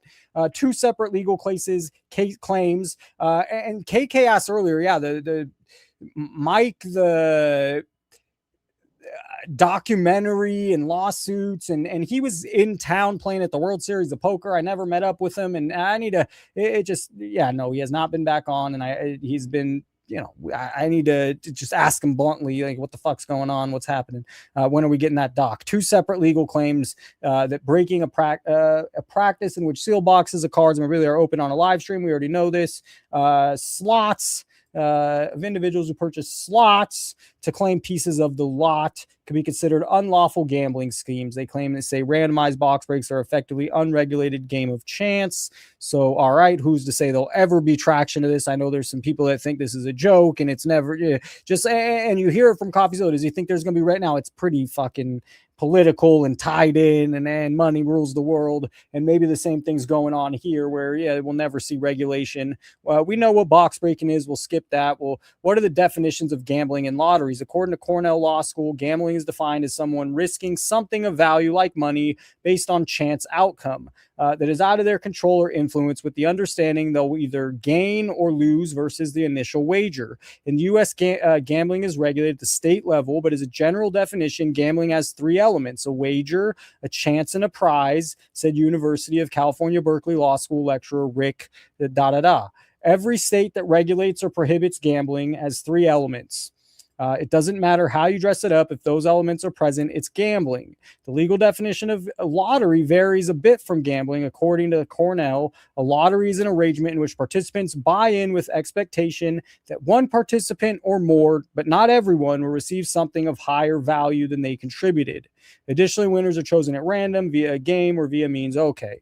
So what are some of the details in the legal claims against Whatnot and Fanatics Live? Do I really want to blah, blah, blah? They're obviously claiming it's gambling. Could box breaking be considered gambling or lottery? Here we go. If I'm buying cards and I get what I pay for, there's no gambling involved, he said. But if the attraction is I have the chance to receive a lot more than what I paid for it, that's a wager. Then the expensive card is the prize. Duh, no shit. Anyone that knows anything that's been around longer than 2 weeks understands. They get it.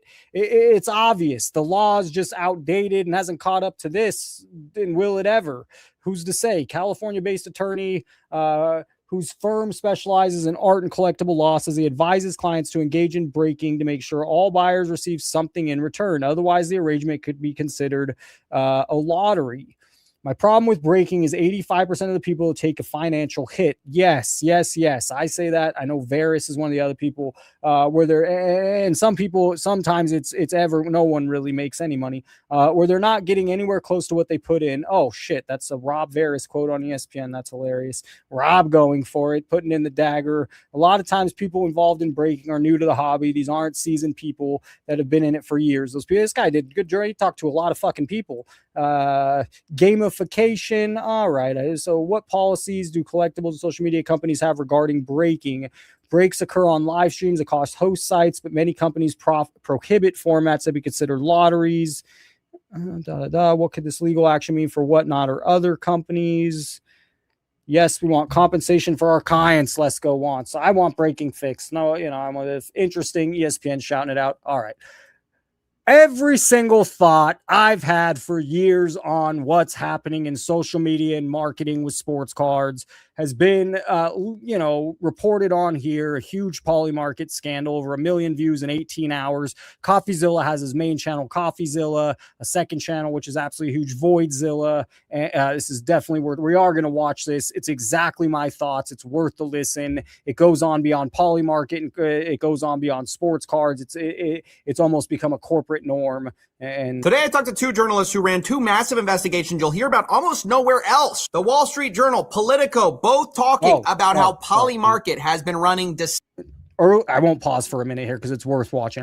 Earlier, I think it's the New York Times. So let's take that back. It was Wall Street Journal and this other one. He said not the New York Times. Politico. Deceptive ads. They're hyping up the odds of your success. Today I talked to 2 journalists who ran 2 massive investigations you'll hear about almost nowhere else. The Wall Street Journal, Politico, both talking about how Polymarket has been running deceptive ads. They're hyping up the odds of your success, many times not disclosing that they are paid to do so. And even worse, a lot of the trades are completely fake. Not only that, these investigations heavily imply that Polymarket knew and facilitated a lot of this deception, even going so far as to create a fake website for these people to put their fake bets on. It's a bombshell allegations. And I really was like, well, why aren't more people talking about it? And then I realized, oh yeah, because so many people are on the take from the prediction market industry. They aren't exactly unbiased sources. They're making money. Oh, I've said it forever, and it's not personal. All these people that are going to be on the Fanatics, what Neo says, taking over, as much as they're going to claim, oh, my voice isn't this, or it's not bias. Yeah, it is inherently bias.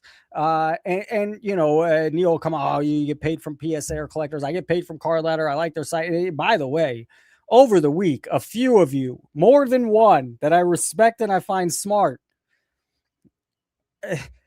have really condemned Card Ladder. Really frustrated with, they're calling it scam ladder. So I've been really busy, and it's like, if I have if I talk to 3 people for an hour or 2, because, I normally give you time when we talk, it's like, dude, it becomes a lot, but, I got a lot of that, this week so, hey, Chris, you bet you got some splaining to do. But that is big, it's all when you see Mama Breaks. Yeah, it's just PR by Fanatics. When you see King of Cards, it's promotion. And often sometimes, it's, in this case, he calls it fraud. And in our sports card case, I don't know. Are they divulging that this is a kind of a paid promotion on the books on payroll? I oftentimes know. from this industry. They have a vested interest in making it look as good as possible. You have huge celebrities in market industry. They aren't exactly unbiased sources. They're making money from this industry. They have a vested interest in making it look as good as possible. Now that's it. And that's why this platform, you know, guys, I'm going to need to start taking some sponsors soon. I want to take some sponsors. I need to get funded so we can keep it going and moving, and I can keep working as hard on this shit as I can. But I'm going to be select on what I take and who I take and telling you who the fuck I take. And that's just not what's happening. You're going to get you know, everywhere else is turned. Any content creator that has a platform with a voice is being asked by fanatics or whoever else at the top to be part of this little, you know, and people like, I know, fuck, should I say it or not? Jeremy Lee, they're Chris Hoger, heavily invested in the whole thing doing well, whether it's their business or they have, you know, millions in sports cards that they don't want to see go down. And you know, here, I feel you get a pretty more genuine platform or take where I don't have that bias, and I don't want it. You can't have that bias. It's inherently you have vested interest. Huge celebrities like Rick Rubin, like Timothy Chalamet. You're going to hear about it from the news? Oh, sorry. Well, CNN actually has a prediction market partnership with Kalshi. You're going to hear about it from Fox News? Oh, no, actually, they have a prediction market partnership. I'll let it roll. It's to the names I named, zero personal. You're getting the bag, but that just it does play into this dichotomy of what's happening all over, and it's misguiding. It's when Jeff and Ryan hit a 1-of-1 Aaron Judge at the wherever that was in Nashville, wherever they were opening that. That's not how math works. They don't happen to be in the same building at the same time for the camera for this video, and it's the only one in the world. It just doesn't math. It just doesn't. It's never. It just hello. With Kalshi once again. Are you going to hear about it from the Wall Street Journal? Well, actually, yes, but the Dow Jones is actually partnered also with Polymarket. This is a fun fact that was brought up to me by one of the journalists who wrote the story as a line of disclosure they had to make, actually. My name is Caitlin Ostrop. I'm a reporter for the Wall Street Journal, and we just did a piece on how Polymarket is paying for deceptive bets to be shown on your social media feed. And even the Wall Street Journal, our parent company. So what is the difference with Arena Club kind of showing deceptive marketing when they make sure they hit a Trout or a Griffey or a Jordan, because that's not what's in all that product, but they want their actors or whoever they're promoting hitting that card so it looks a little more spicy. Now let's go play, just like in this case. And again, I'm alleging, I don't know that, but definitely that's my biggest of anything I talk about. The biggest motivation of pushing on my channel and making my channel, or the thing that as someone with that background, it bothers us. It's so deceptive. And I'm losing it. It's a fucking bummer. Dow Jones is a partner of Polymarket. So like, you know, that is a fun line of disclosure that we get to put in literally everything we do. It's the highlight of my day. Yeah, what a disaster. You run this incredible piece of hard-hitting journalism only to find out your parent company has a partnership with that company. Now, credit to them for reporting it. You know, it's a huge bombshell. Obviously, Polymarket is probably not happy with it at all. And basically, the central finding is all around not only fake bets, but all these videos that were going out showing people making a ton of money. It turns out it was happening a lot of the times on a fake website that Polymarket set up. So I'm going to have you watch. This is a whole nother level. This is some corporation high level, how they all think. This next part doesn't get any more yeah. Watch a few of these videos and notice the URL. Bro, what? Will Trump say April Fool's this week? 4%? Bro, what the? Want to be accused of April Fool's? Yes! Trump say McDonald's in January? Good deal as usual. But you know, in the old days, McDonald's. Yo! Now, there's a lot more videos just like those. The general format is they make a long shot bet, get paid out a ton of money. Isn't that so wonderful? And if you look at the URL, it very clearly says Polymarket. Bro, or at watch, least watch. Well, that's what I think that says. I'm zooming in. It looks like Polymarket. What is the I couldn't figure it out till he shows me right now. This is the level of thinking we're talking about. But the Wall Street Journal says it's a different website entirely.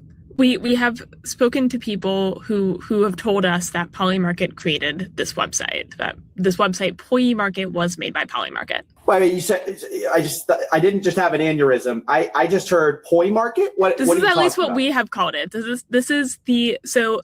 Polymarket has created this program where they have told college-age creators to film content promoting the website, and as part of that, they should film themselves making trades. Now, to film these trades, Polymarket, our reporting shows, created a fake website called Polymarket, or at least that's what we are calling it, but it's POIY Market. And when the I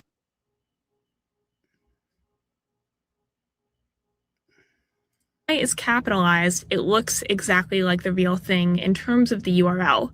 But when you look at the actual website where the trades are being placed, there's a bunch of discrepancies that we found, which led us to realize that a lot of these bets that are being placed weren't actually on Polymarket's websites. They're on this fake website that Polymarket gave creators access to go and make what looked like real bets. Guys, to state the obvious, I don't know who thought of this. One, diabolical.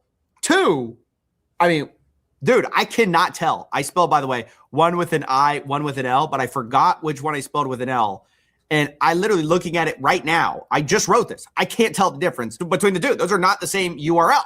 And that was the cheat code they were basically using, was giving the creators the one where it looks like, you know, when you're taking the cell phone cam of your browser, it's going to show the actual browser. And so it looks like, oh, Polymarket, you're actually at their secret polymarket.com, where they were running a simulated version of the website to do fake trades for fake bets. So it looks like they could get rich.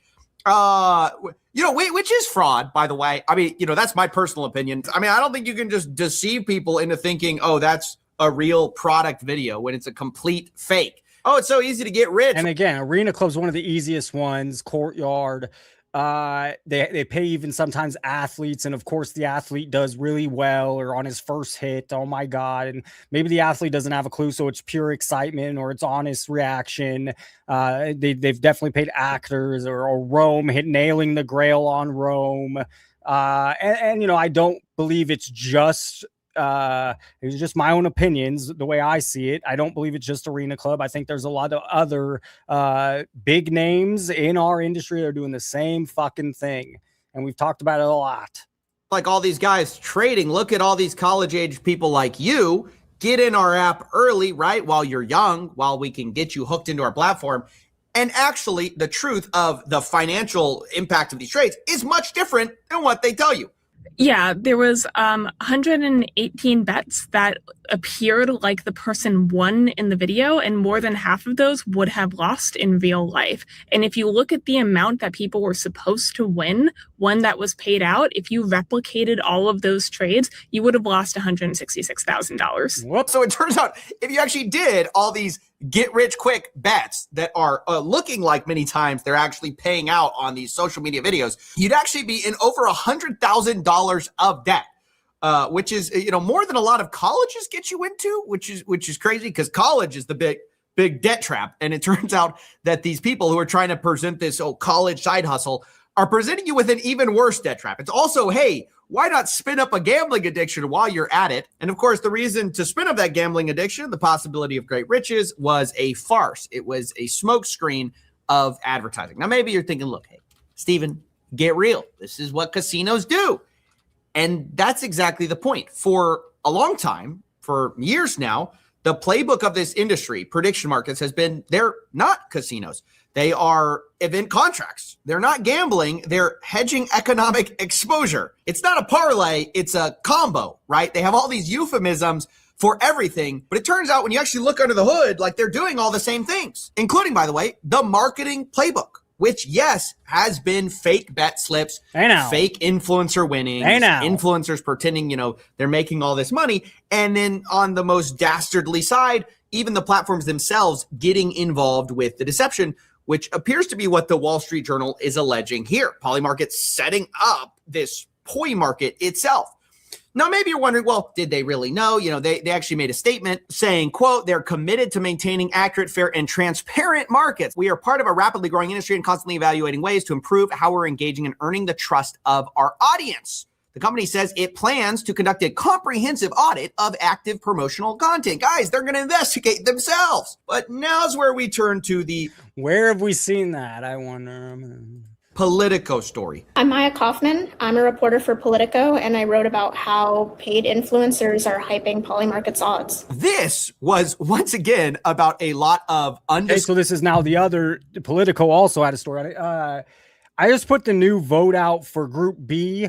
We by the way, Ham won Group A. I don't think I screenshot it, but Ham 51% won. Group B is Ziggy, Ultimate Victory, and Greg Likes Cats for the best call and takes midway 2026. All right, let's get back to the video. Closed promotions.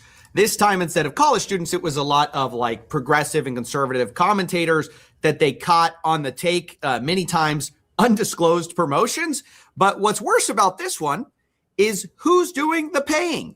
It turns out it's the company's chief marketing officer, Matthew Madaber, who used a personal PayPal account to send money to content creators. Now, why does it matter that the CMO's getting involved with particularly paying people? Well, again, they claim like, oh, you know, we're trying to improve trust. We're going to do a comprehensive audit.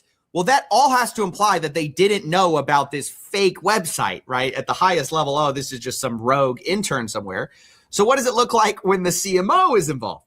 We found that he was using a personal PayPal account to send money to all kinds of influencers. All right, so we watched 8.5 minutes. It's 14:05. If you want to finish, it's there. I'm going to fast forward to the very end because he gives his take on regulation, and he talks about also what we skipped is how connected it all is, how Trump Jr. and other very high ups, left and right, are just connected into this whole predictability markets. They're not going anywhere. So we don't truly know what's going to happen. Although personally, I'll just give my opinion. I don't think they're going to be investigated for this poly market. I don't think, you know, any of these prediction markets are really going to get meaningfully regulated. And I think that's a bad thing for everyone else. And specifically, I hope this video has shown, if somebody's telling you otherwise, I would ask the question, are you paid? Because even if they didn't disclose it, does it mean they aren't still on the payroll? Big thanks to the two reporters who spoke to me from the Wall Street Journal. That's kind of how I feel. What else do we have? We have NBA draft, Blue Reds below. I did Bobby Boucher asked for Caitlin Clark. So let's spend the next 5 minutes for Blue Red and let's do a little Caitlin Clark. So card ladder, which again, so there was someone I started. What did we have to say here?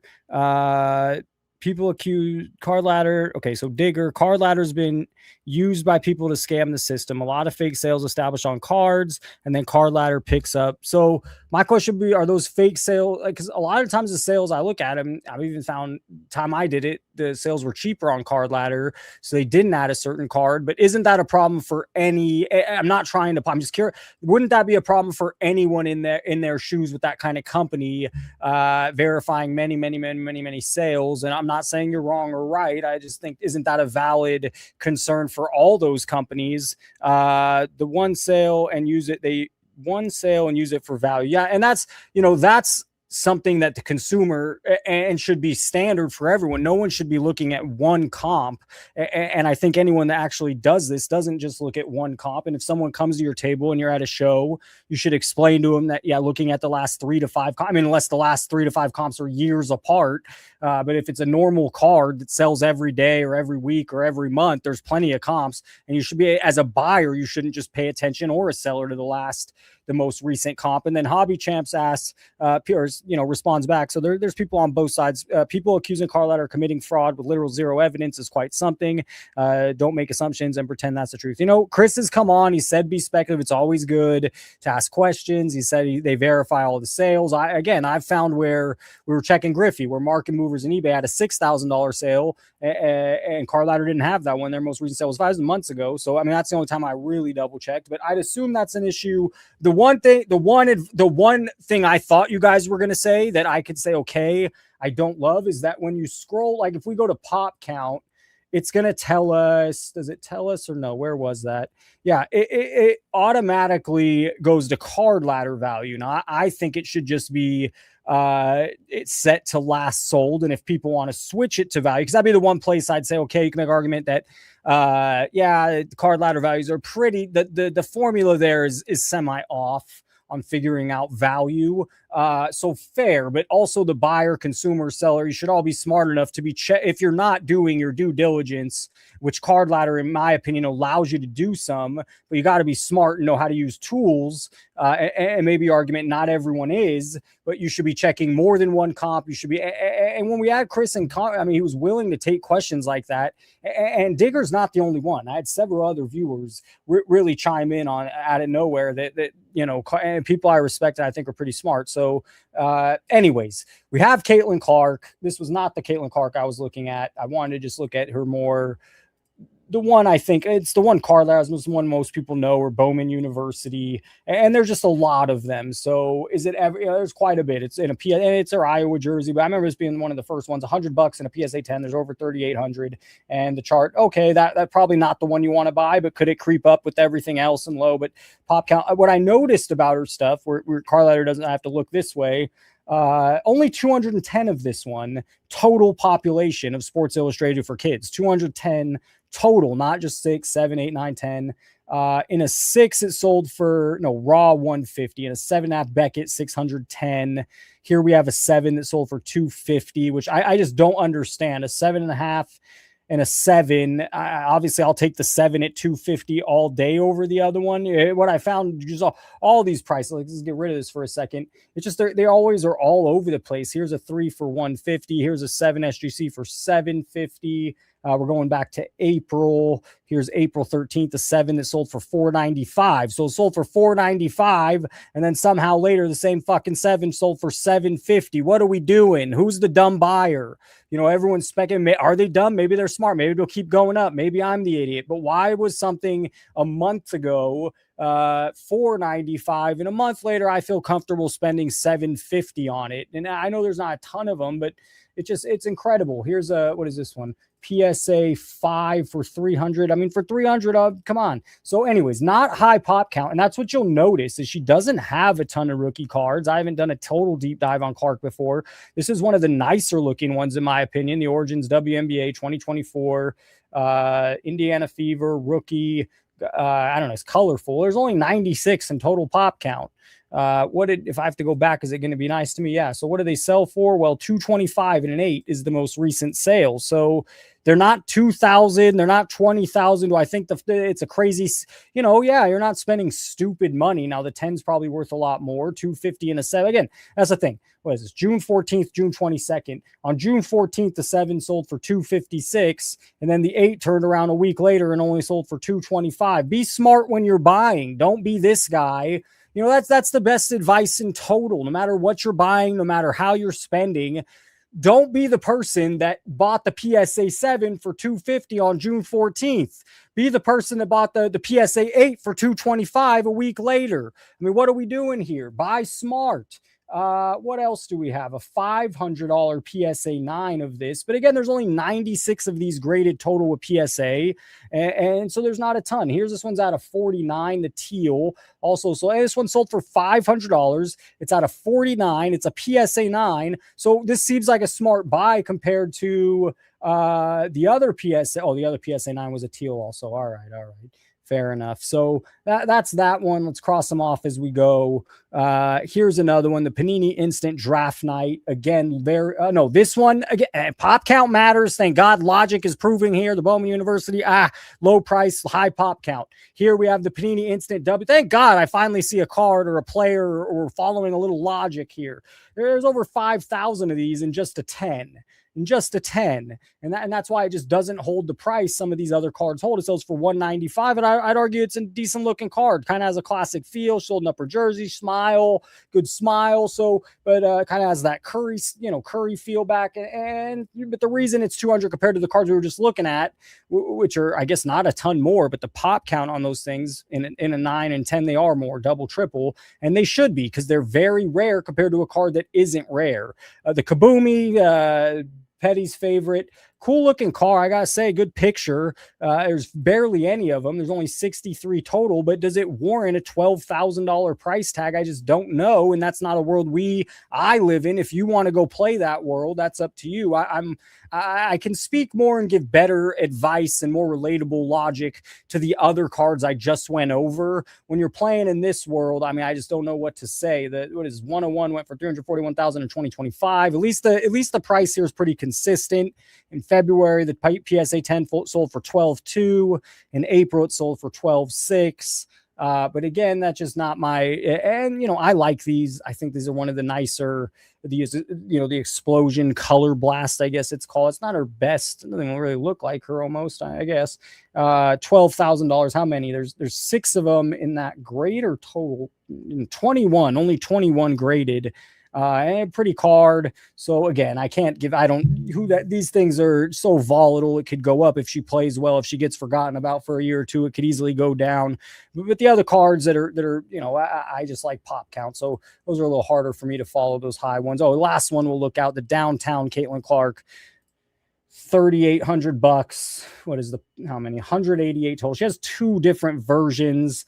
And all right, I'm spent on Caitlin Clark in the high prices. Is Blue Red still down there? We'll give Blue. I'm sure he wants to talk draft and give his Kingston Fleming's take and everybody else. But let's throw Blue Red on for a few minutes with me, and then maybe we'll check in on the give you for 5 minutes. We won't spend long there, but we'll see what's going on over there.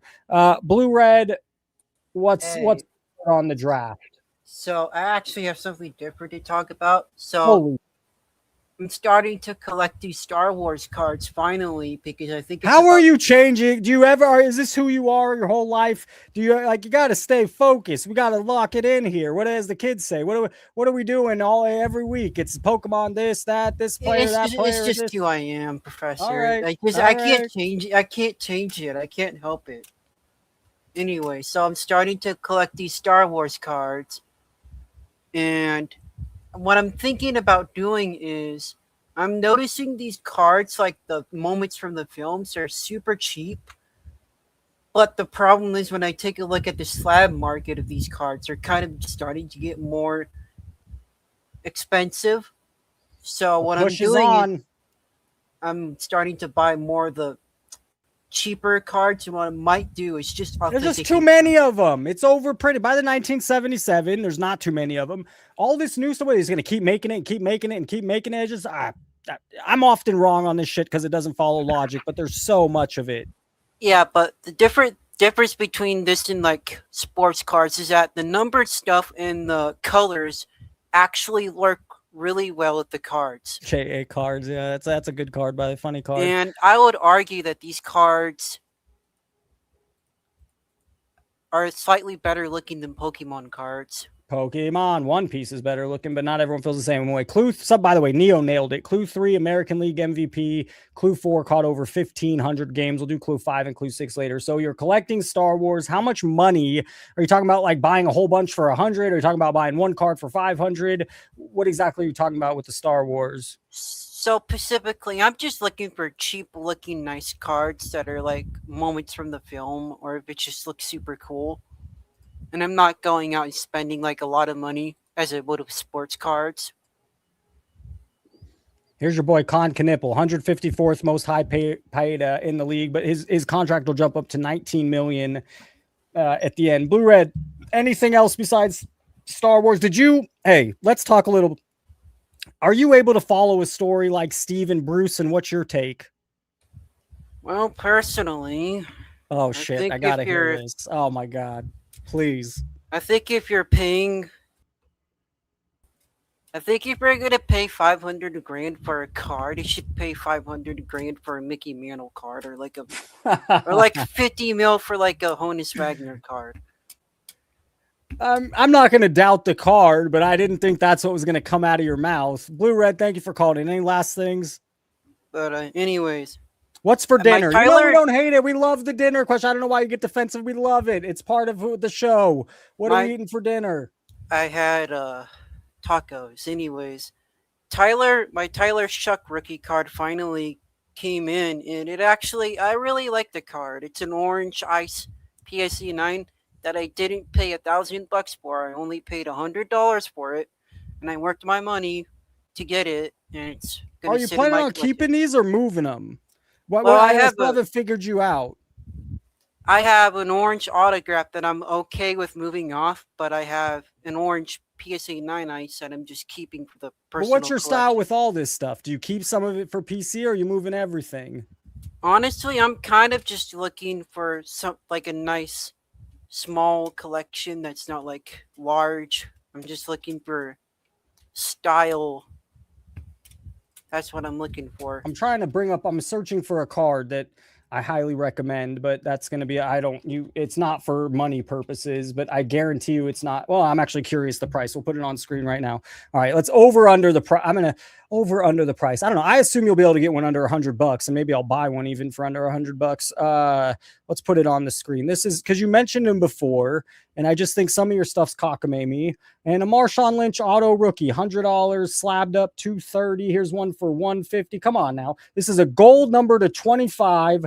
Marshawn Lynch is 2000. Yeah, rookie card, gold number. This is where it's all headed, folks. Your fucking Jackson Dart is headed down the toilet. Marshawn Lynch is Marshawn Lynch is a personality. He lives bigger than football. People landing. Oakland loves him. Seattle loves him. Buffalo loves him. And you could go out and get a nice slabbed auto rookie. There's one that sold for $37 fucking dollars. Now, come on. So, now the reason I ask is no, I don't. Here's a beautiful one, $100. I need to go buy one. The reason I ask is, yeah, this stuff's not going to double or triple. You're not going to move this stuff or think about getting out of it. But it's something you'd love. You didn't pay an arm and a leg for. And it's to me, this stuff still where value is. The stuff they haven't got their hands on. They can't pump everything. They're only pushing certain markets. And so there is value in some other players. And Marshawn Lynch is you mentioned you love him. So anyways, I know you do what you want. But for $100 to $200, even $15, you go get yourself a cool Marshawn Lynch autograph rookie. And that just, come on. I love it. I love it. There's a dual AP fucking Marshawn Lynch. Come on, $400. People are spending 10 grand on Jackson Dart. Sorry, Blue Red. I'm going off. I'm sorry. Look at this. Yeah. Come on. The funny thing is, I kind of felt like something was going to happen with Jackson Dart, and I was looking at his market before the season, and I'm glad that I didn't buy in because this stuff is now going to go down in value. Oh, see how he plays. Marshawn is dumb as shit with fun to watch. Ain't that the truth? I think he's smarter than he leads on. I think he's messed up a lot of the times. Mushrooms, weed, drinks, whatever. But I also think he's funny. He's lovable. And he's probably a lot smarter than he leads on. But $100 for this out of $290. Now look at this beautiful card. I mean, this is what I'm talking. Not just for you, Blue Red. It doesn't always have to be thousands and thousands to go get that really awesome card. And do I think these things will double, triple, quadruple? No, but they're great for anybody's collection. That's also, Professor. There was this one Kobe Bryant card that I was looking at when I think I pulled like a variation of it in my childhood. I think it was 2016 Donruss basketball. I'm not sure, but it was the game or something like that. I don't remember what it was called. But I know you're a Kobe Bryant expert, so you might know what card I'm talking about. Well, I'm a Kobe expert if you ask me about his career and everything else. All his cards, so many damn cards. Ultimate Victory, what a great call last night. Ultimate Victory, what's up? Hey, what's up? Blue Red, what's going on, dude? Hey, howdy. You're a legend. Legend. I'm in awe right now. I'm on the stream with Blue Red. I don't know what to do. Professor, do you see Tom Brady's video talking about his 5 favorite cards? I wanted to cut my. I wanted to drive straight into a telephone pole. Google that right now. Google it on YouTube. Tom Brady talks about his 5 favorite cards. You're gonna want to blow your head off. It's awful. I already think like he came a couple years ago. He sent all his childhood cards to PSA. Propaganda. No, he didn't. Bullshit. Yeah. Threw a bunch of fucking cards together and said, "Oh, hey, give this to that guy." It's a joke. Tom Brady. I mean, I don't know if you know. I'm from Boston, but Tom Brady is like a fucking god. This guy, I haven't seen a bigger fall from grace than this douchebag. This guy, he joins the crypto site, fucks a bunch of people. This is no different. And I don't think he's that smart of a guy. I mean, I think he just hangs out with Mike Rubin. Mike Rubin's like the smartest guy in the world. He just gets all these literal retarded people around him, like that have money, and say, "Hey, I got a great idea. You should invest in this. You should invest in that." And they just listen to what he says. And I don't think Tom Brady's very smart. I mean, the guy, I just don't. I don't. I also Pretty good think, football like, player. It's the same thing Antonio Brown, unfortunately, is. He's not going crazy, but he just can't get out of the limelight. He has to stick around. Like, it's not Peyton Manning's, Eli, most quarterbacks, they either go announce or do this, but Brady's in everything, everywhere. It seems like How much money do you need? And the guy, I mean, it just drives me nuts because I hate saying this. I love the guy, but I mean, you know, he does TB12, the nutrition fucking establishment, right? So he starts that, and then a year later he's selling you Domino's pizza and fucking chocolate chip cookies. It's a joke. I mean, it's America. That's what I mean. All the power to you, but this guy. Did you find the video? I've scrolled and scrolled and scrolled. It's not on. All right, I'll tell you what he says. He gets on the dais and he says, "Guess what his number one favorite card of him is?" Oh, of himself. Yeah, guess what it is? No, it's the new Topps. It's the new Japanese one piece of him. 2026. Get the fuck out of here, buddy. It's a joke. It's so sad. It's so fucking sad. But I found the Kobe Bryant card that I was looking at. It was 2017 Panini NBA hoops, and I pulled this variation card. I think it was a career tribute card. Tell me the year one more time, Blue Red. 20 what? 2017, and it was him. Just the name again? Tell me that giving name high one more fives time. to people. Panini what? Hoops Kobe Bryant #300. And there's like a teal version of it that I really like that I might go out and buy it. That's a nice card. I don't know. How much is this card worth? $2 raw, 140 and an 8. Buy the raw version for $3, please. I wanna buy the teal version. I like that one. It's like $100 on eBay. That's what I'm seeing. All right, numbered to 199. I need to fix it where I have 3 people on in the screen at the same time. I'll add that over the week. Ultimate Victor, I love the calls. Anything else you want to throw out there? No, really.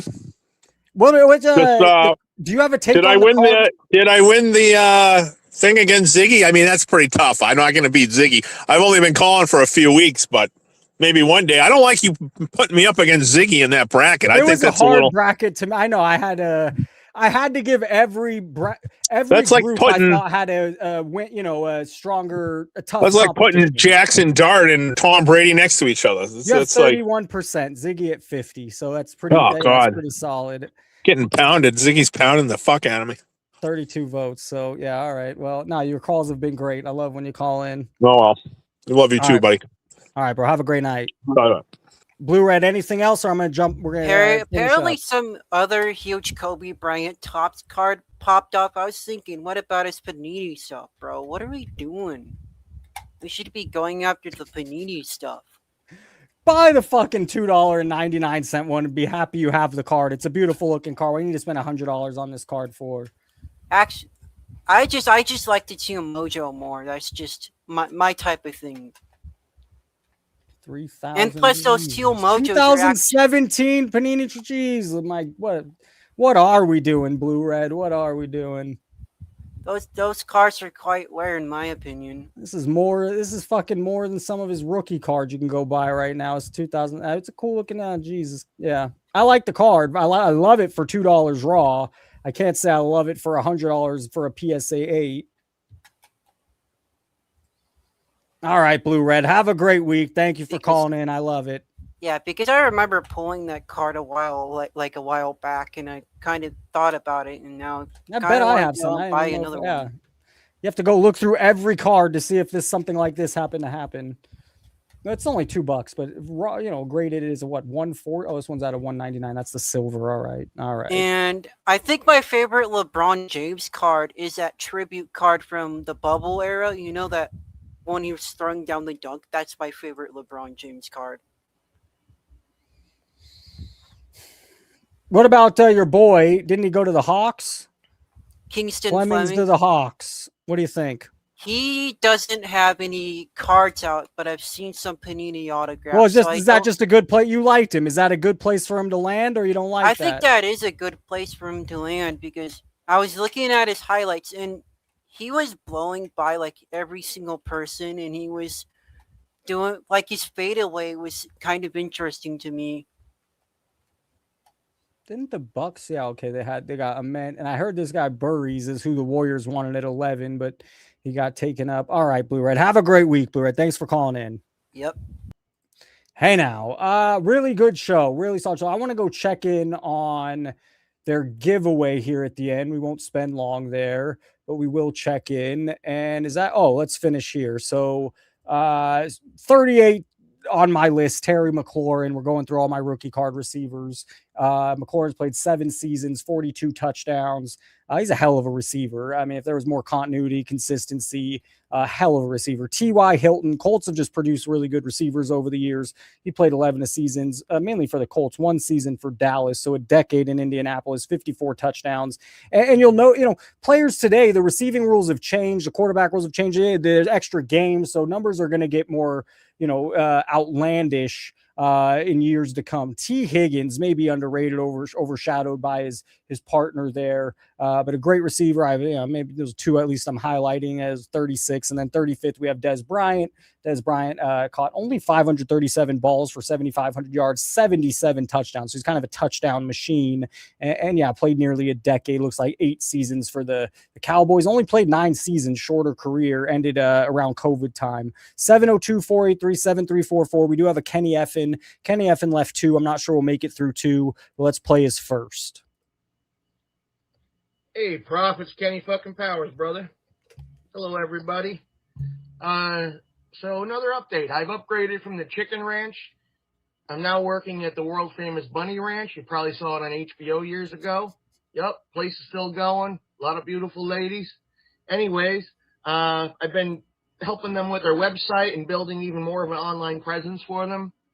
And I know this is going to be controversial. I know it, but I've also been at the forefront of bringing Kevin O'Leary here to Pahrump to open up an AI data center. No. Can you guess why? Virtual whores. That's right. Prof, I know we all hate O'Leary, but I'm trying to help out all the team never touch a titty in the card game people. This is going to be huge. Especially, it's going to improve the lives and mental health of guys like Charles and Collectors MD. It's just something that resonates with me right now. Oh, yeah. Also, I have a private chef here at the Bounty Ranch. So another win over microwaves and air fryers, motherfuckers. Suck it, hot plate. You're in the past. You're in my rearview mirror now. I don't need you. You work good in Reno. Not no more. I got a private chef, bitch. Peace. My computer froze. Are we still live? Hey, great call. That was a good call. We'll do a second one in a minute. Is my computer froze? Are we good? Someone asked Kyle Schwarber, Hall of Famer. We'll do that next week. I'm looking at his numbers now. Career batting average, 232, doesn't help. Scored 851 runs. He has 369 homers, so that offsets that. He's 33 years old. So 33 years old. I mean, his RBI numbers aren't crazy. What's his WAR? His WAR is not very good, 22.1. Is he going to hit 500 home runs? I mean, if he hits 500 home runs, it's hard to say no. If he doesn't hit 500 home runs, I don't think his other numbers are worthy to make the Hall of Fame. You couldn't even see that. Ziggy below. All right, let's finish the clues and then I'll throw Ziggy. Clue number 5, number 1 overall draft pick, and clue number 6 is Minnesota's twin star. So I'm sure you get it there. Neo got it early. Let's watch how many clues it takes RGL. It's a minute long, then I'll throw Ziggy up. Okay, clue 1. He won 3 batting titles, and let's get rid of medalists. He won 3 batting titles, and clue 2 would be played entire career with one team. 3 batting titles, played entire career. Buster Posey. Oh, good guess. That's my guy. Clue 2 or 3, he was an American League MVP. Ooh, American. I'm still, dude. Joe Mauer? Hey, now. That is. Okay, hold up, guys. Nailed it. Okay, so it took them 3. I guess we got to give them the rest of the clues. Immediately, like that was, I don't know, like immediately, like 1-3 batting titles, so you don't think catcher. So I'm just trying to reverse engineer like you coming up, like it's not gonna be like Griffey or somebody like that or some easy one Judge, you know. You're gonna try and throw a curveball in there. The curveball is a catcher, like catcher winning batting titles. Like, yeah, It was fun. Before I throw Ziggy, it's funny because I was just I was just having a conversation with someone who's my favorite twin all time, and of course Joe Mauer comes up. It's not Torrey Hunter. Both those players. I mean, Joe Mauer just a great hitter, great Hall of Fame, but Torrey Hunter was excellent to watch. All right, let's throw Ziggy on. Ziggy, always a fresh background. Oh, okay, I see what you're doing there. Ziggy, how we doing? Oh, can't hear you. You're muted. Hold on, mute yourself. Great to be here. Really enjoyed the show. Wanted to jump in. Wanted to, as you know, I'm actually going to pilot a new show tonight at 10:30 after your show, which is going to be called Hobby Detention. So I'm inviting your audience to join us if you want to. It will not be like this show. It will be a little bit like it. We're definitely going to pay homage to the professor every time we run the show. Hey, now. Talked to you about this before. I think those fools who went head to head against you are idiots. The best thing to do is to follow in the genius and just have some fun. And to just be honest with everybody, the goal of the show is really just to I'll do a little bit of news update on Wednesday nights shortly after the show, probably 10:30.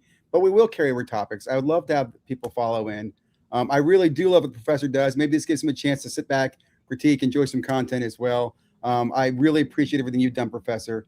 So that's why, again, I wanted to, thank you for this. And again, it's just independent, by the way, too. Professor knows I've been doing this, working on this.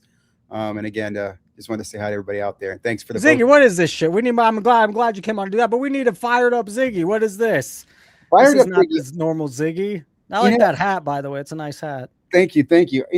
I've got nothing to be super fired up about. I love your show, dude. Like last night, the conflict you had on there, Last night, it just has to. It's and that's the thing. It's organic, and it's same thing on Jeremy Lee. You can't plan all, like it just happens when it happens. Every live can't be that way, but when it happens, it's fun. It happens, you know. You allow it, which is different. On Jeremy's, you could tell it was awkward, but he allowed it. You allow it, like it's a place. If I would say to people too, if you have a beef, come to the Professor Show, talk about it.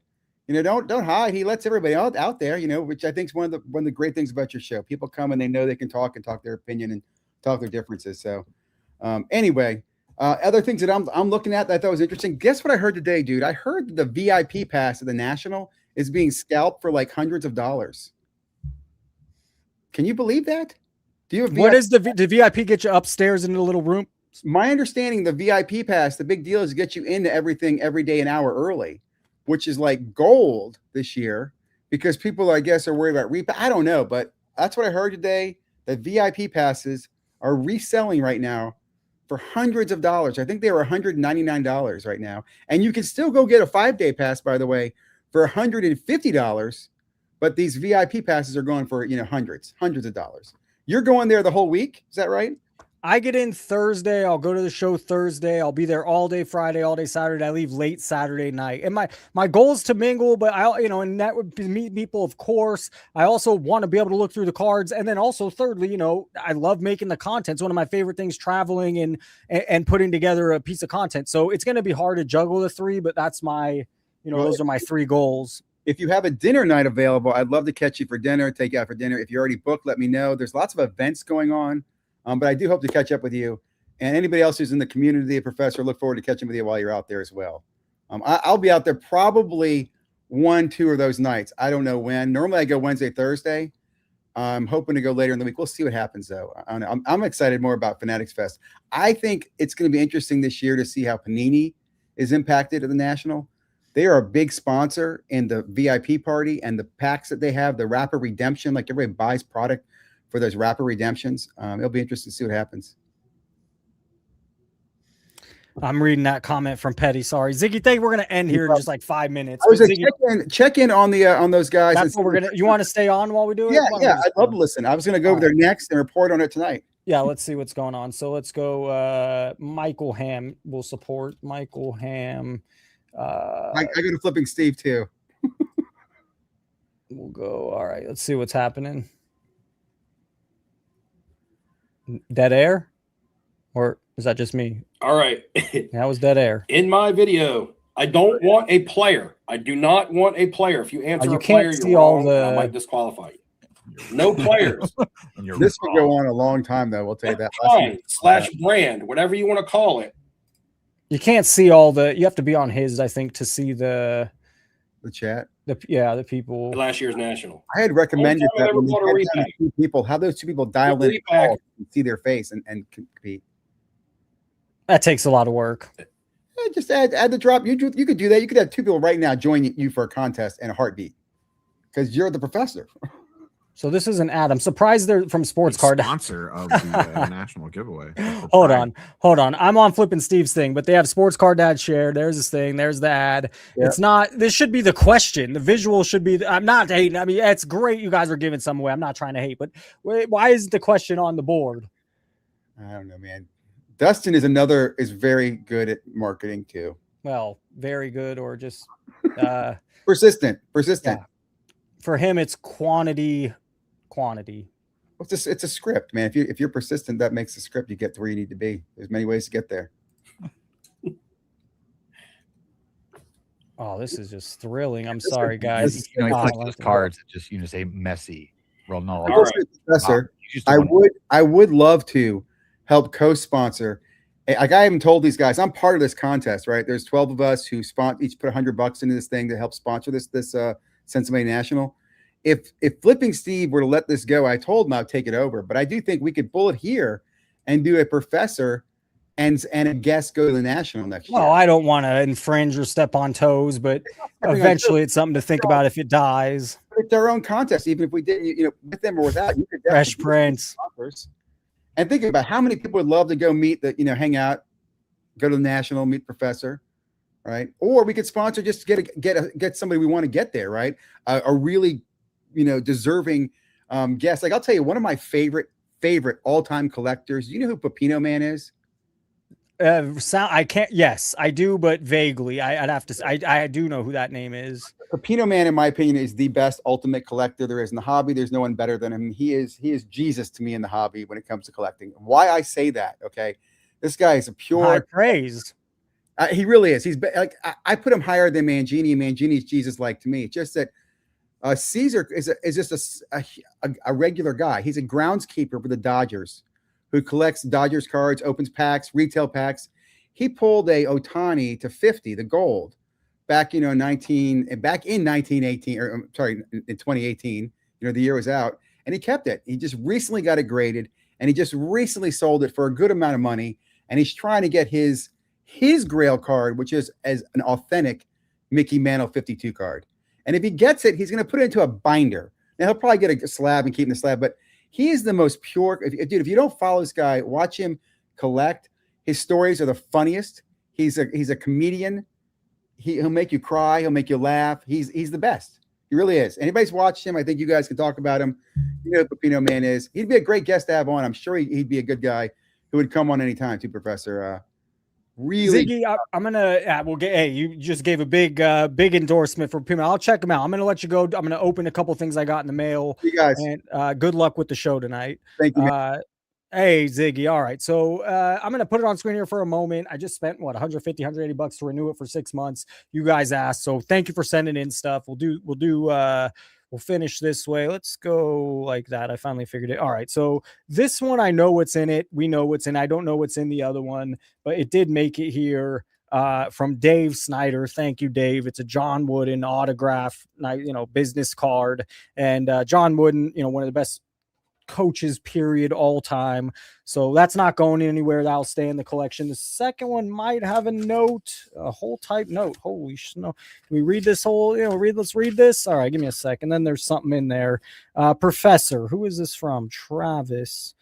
Trapster, I don't know. All right, just wanted to send a shout out from Southeast Minnesota. I had some auctions I won on eBay, and the same seller had the auction on the Big Shot Rob, so I got it with the intent to send it your way. Please see enclosed a couple of other rookie cards of the player I've collected the most since I got into the hobby since early 2022. Scotty's going to be a problem for the league.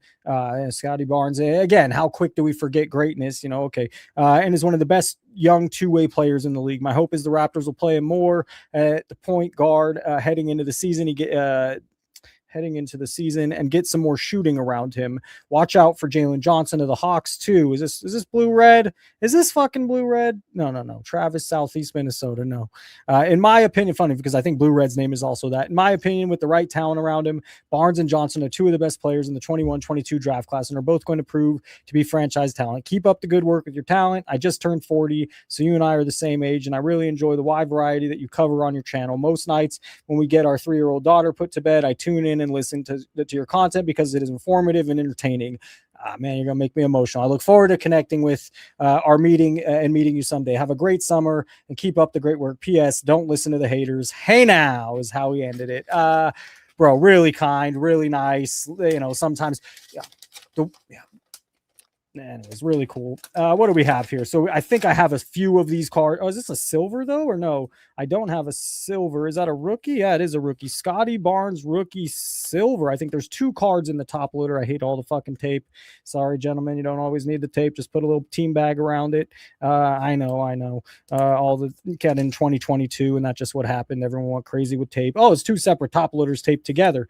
Is this a silver? It sure is. A Scotty Barnes Prism Silver rookie. That's really kind, bro. Thank you so much. There's something else in here that's pretty sweet as well. Rookie Barnes. This one less iconic than the other, but still neat, very colorful looking, cool looking card. Is that Contenders? Yeah, Contenders. And then finally, again, more tape.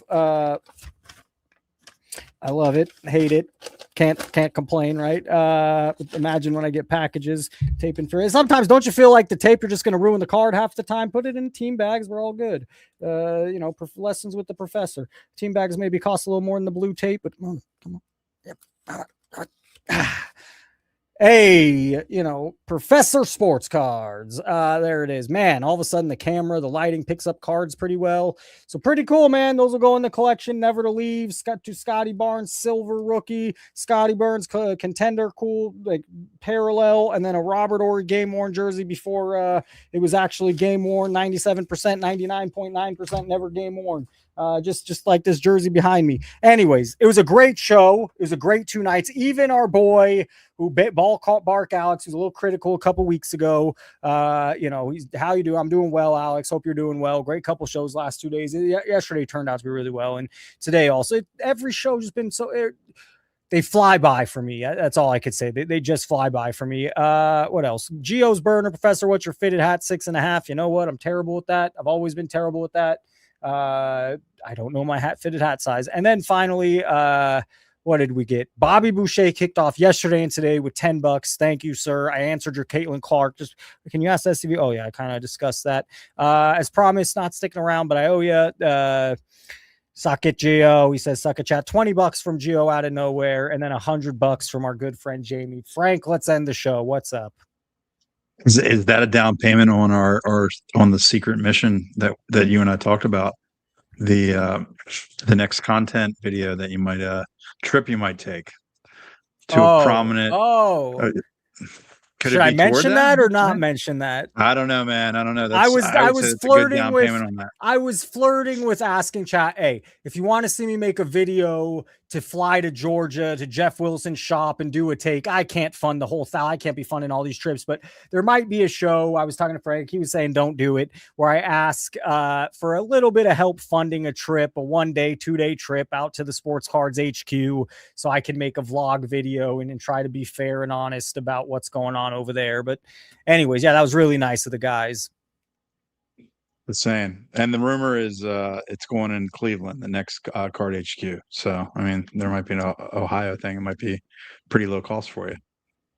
And the rumor is Ryan's going to run that one? I guess. I don't know. Frank, anything we need to finish? Yeah, me too. Anything else we need to cover? What do you think? Any recap? What's going on? Suck it, Gio. It's hilarious to see a shaved Frank. Gentlemen, ladies, it was a great 2 nights, a lot of fun. Yeah, that's what we got. Those are the shows we'll do next Wednesday. The plan is to finish with trivia. I'll definitely finish with the member bundle. Thank you to all the members. It's $5. And I'm putting in a lot of work over here, so it helps keep things running and maybe pay for a couple dinners for me. Anyways, have a great week. Thank you all, and I'll talk to you next week.